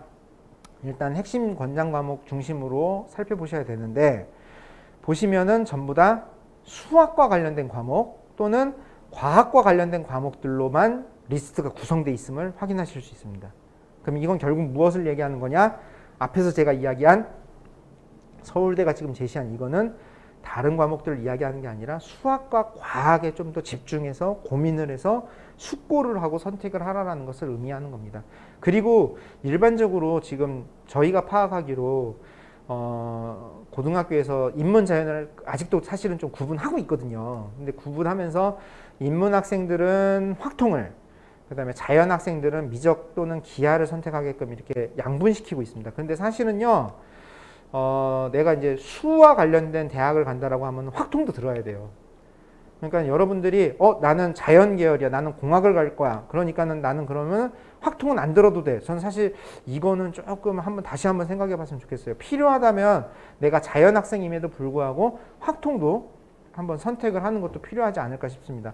반대로 나는 전통적인 인문 학생이라 하더라도 나는 수학을 좀 더 많이 다루는 전공을 선택을 했다라고 결정을 하셨으면은 어려운 미적 같은 것도 한번 도전해 보는 것도 필요하다고 봅니다. 물론 근데 이 미적을 선택하게 되면 어떤 일이 벌어지느냐, 공학 가려는 자연 계열 학생들과 경쟁을 해서 9등급의 상대평가에 등급을 받아야 되는 어떤 이런 상황이 되거든요.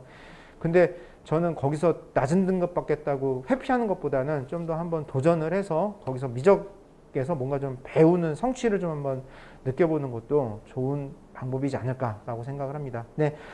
그래서 수리와 통계 같은 어떤 이런 수를 다루는 전공은 수학은 좀 다 들었으면 좋겠다. 미적, 확통, 기하 다 들었으면 좋겠다. 나머지는 알아서 선택하라는 거예요. 그리고 이 물리천문학부에 당연히 물리천문이니까 물리 또는 지구과학 같은 것들이 필요하겠죠. 화학에서는 화학이 필요하고 생명과학은 생명이 필요하고 지구환경과학은 물리 또는 화학 또는 지구과학이 필요한 거겠죠. 근데 이걸 그냥 원 수준으로 듣는 게 아니라 투 수준까지는 꼭 좀 했으면 좋겠다라는 것을 나타내는 거고, 미적은 다 들어가 있습니다. 네, 이런 식으로 이렇게 보시면 돼요.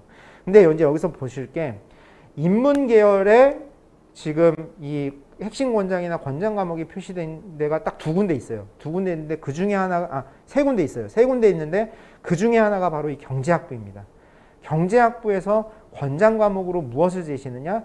확통은 이해할 수 있어요. 대부분 인문학생들도 확통은 들어야 되니까 확통은 충분히 이해할 수 있습니다. 그런데 미적을 제시했다라는 점. 이게 앞에 선생님이 이야기한 나는 인문학생임에도 불구하고 미적이 필요하다라고 생각하면 미적을 들어야 되는 어떤 그 사인이라고 보시면 될 겁니다. 근데 서울대가 지금 이거를 핵심 권장으로 넣지 않았어요. 그러니까 반드시 들으라고 얘기한 건 아니에요. 여러분의 선택에 따라 들으면 좋겠다라고 얘기한 과목 쪽에 있다로 보시면 됩니다. 그런데 또 경영에는 아무것도 없죠. 그러니까 꼭 미적을 듣지 않아도 확통을 듣지 않는다 하더라도 사실은 상관없다는 거예요. 그런데 여러분들 한번 생각해 보세요. 내가 경영학과를 갈 거예요. 근데 경영학과 가서 수학을 안 다루겠어요? 수학 굉장히 많이 다루거든요. 그러니 고등학교 때 수학과 관련된 과목들을 좀 열심히 듣고 가는 것이 필요하다고 보시면 될 것 같습니다. 네, 이렇게 좀 보시면 되고요. 그 다음에 이제 공과대학입니다. 공과대학은 과학의 2과목들과 미적, 기하가 중요할 수밖에 없죠. 그래서 여러분들이 이 모집 단위의 내용을 이렇게 쭉 한번 보시면 충분히 이해될 수 있는 과목 리스트로 확인하실 수 있습니다. 그런데 한 가지 뭐가 있느냐? 컴퓨터 같은 경우 미적, 확통, 그러니까 수학을 좀 잘하면 좋겠다는 거예요. 물리보다. 그런데 이제 한 가지 뭐가 있느냐? 이 화학생물공학부예요. 이름에 화학생물공학부라고 돼 있으니 자연스럽게 화투 또는 생투가 훨씬 더 중요하지 않을까라고 생각할 수 있어요. 그런데 핵심 권장 과목으로 무엇을 제시했느냐? 물투를 제시했어요. 이게 이해 안 될 수 있잖아요. 그래서 선생님도 사실은 처음에 이거 보고 좀 이해가 안 됐거든요. 그래서 이거를 저도 선생님이라고 얘기하네요. 이거 학부님도 계시는데 저도 이거를 그래서 이걸 어떻게 이해해야 되지? 라고 생각을 해서 어디를 들어가 봤느냐? 이 화학생물공학부의 커리큘럼, 대학의 커리큘럼 한번 들어가서 봤어요.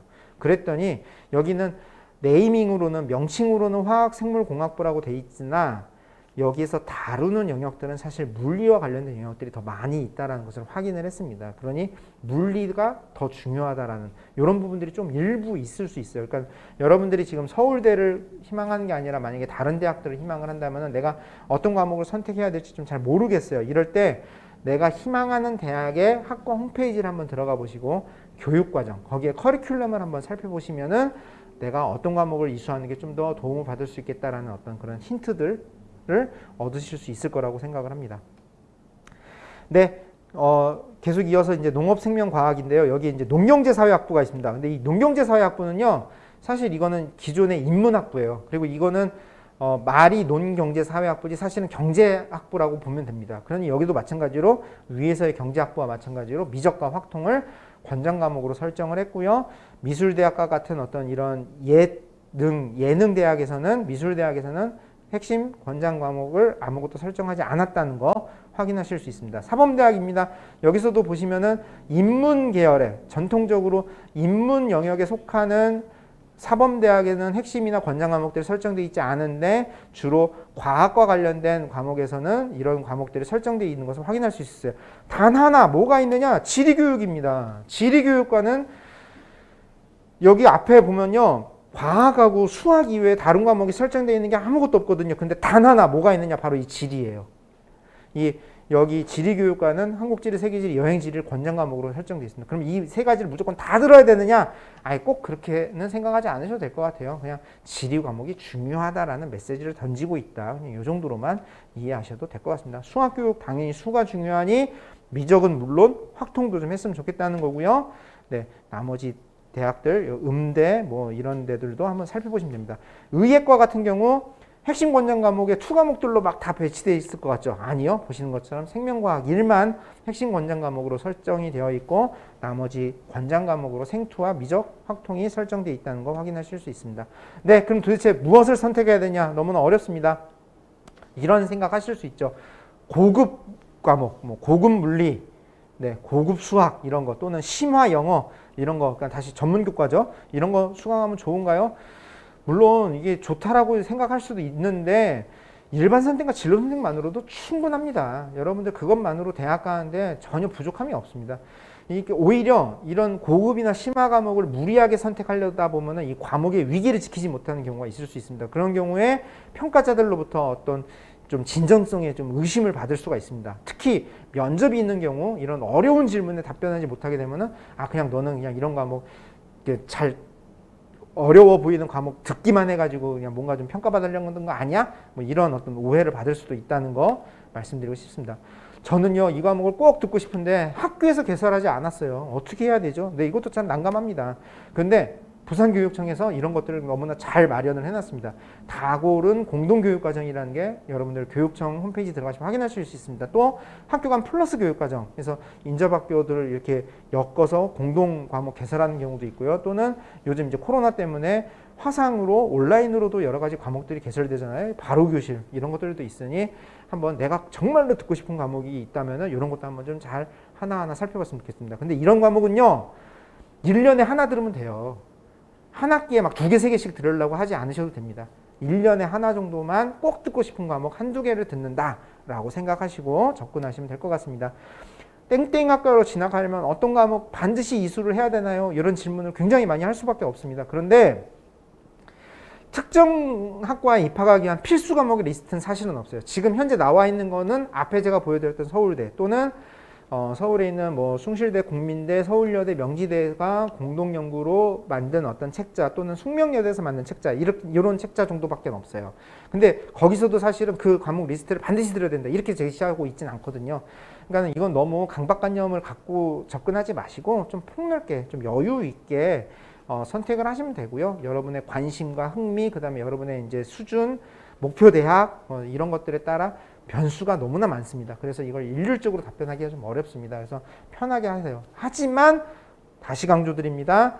수학과 과학의 선택은 조금 신중하게 했으면 좋겠다는 겁니다. 그리고 회피하려 하지 마시고 어려운 과목이라 하더라도 좀 도전하는 좀 선택을 했으면 좋겠다는 거 말씀드립니다. 그래도 도저히 좀 선택하기 힘들다 그러면은 내가 대학에 가서 공부하는데 좀 더 도움이 되는 기본적인 과목이 무엇인가 그 기준으로 찾아보면 어느 정도 답이 나올 거라고 생각을 합니다. 교과에 위계가 있습니다. 일반 선택을 듣고 난 다음에 진로 선택을 듣는 게 좋고요. 과목명 1에서 과목명 2로 그러니까는 과학을 들었으면 물리학 2를 들었으면 물리학 2를 듣는 것처럼 이렇게 듣는 게 좋다는 거고요. 국어, 영어, 사회, 체육, 예술, 생활교양에는 위계가 있나요? 아니요. 특별하게 그런 위계가 있지는 않습니다. 자유롭게 들으시면 되고요. 단 전문 교과 중에 국제계열이라고 하는 그 국제고에서 주로 개설하는 과목들인데요. 이런 과목들은 이게 반드시 그렇게 위계를 설정한 건 아니지만 요 일반 선택에 있는 왼쪽에 있는 이 과목들을 먼저 듣고 그 다음에 오른쪽에 있는 과목을 들으면 좋겠다라는 것 정도는 알려져 있습니다. 그러니 이 부분만 좀 한번 챙겨보시면 되지 않을까 싶습니다. 네, 제가 좀 굉장히 긴 시간 좀 이런저런 거 말씀을 드렸는데 어떻게 좀 많이 도움이 됐는지 모르겠습니다. 아직 고등학교 1학년에 대한 대입 전형들이 구체적으로 좀 발표가 안 돼서 좀 아쉬운 부분도 없지 않아 좀 있습니다. 근데 너무 걱정만 하지 마시고 불안하게만 하지 마시고 학교에 있는 담임 선생님들과 좀 적극적으로 의사소통하시고 살펴보신다면 충분히 차분하게 대입 준비할 수 있을 거라고 생각합니다. 더 궁금하신 내용들 있으시면 저희 진로진학지원센터로 연락 주시면 또 답변 드리도록 하겠습니다. 긴 시간 설명드려주셔서 감사합니다. 두 분 좋은 강의 정말 감사드립니다.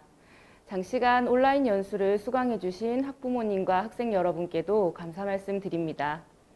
다음 연수는 10월 7일 중학교 학부모님들을 대상으로 고입과 관련한 연수가 계획되어 있습니다.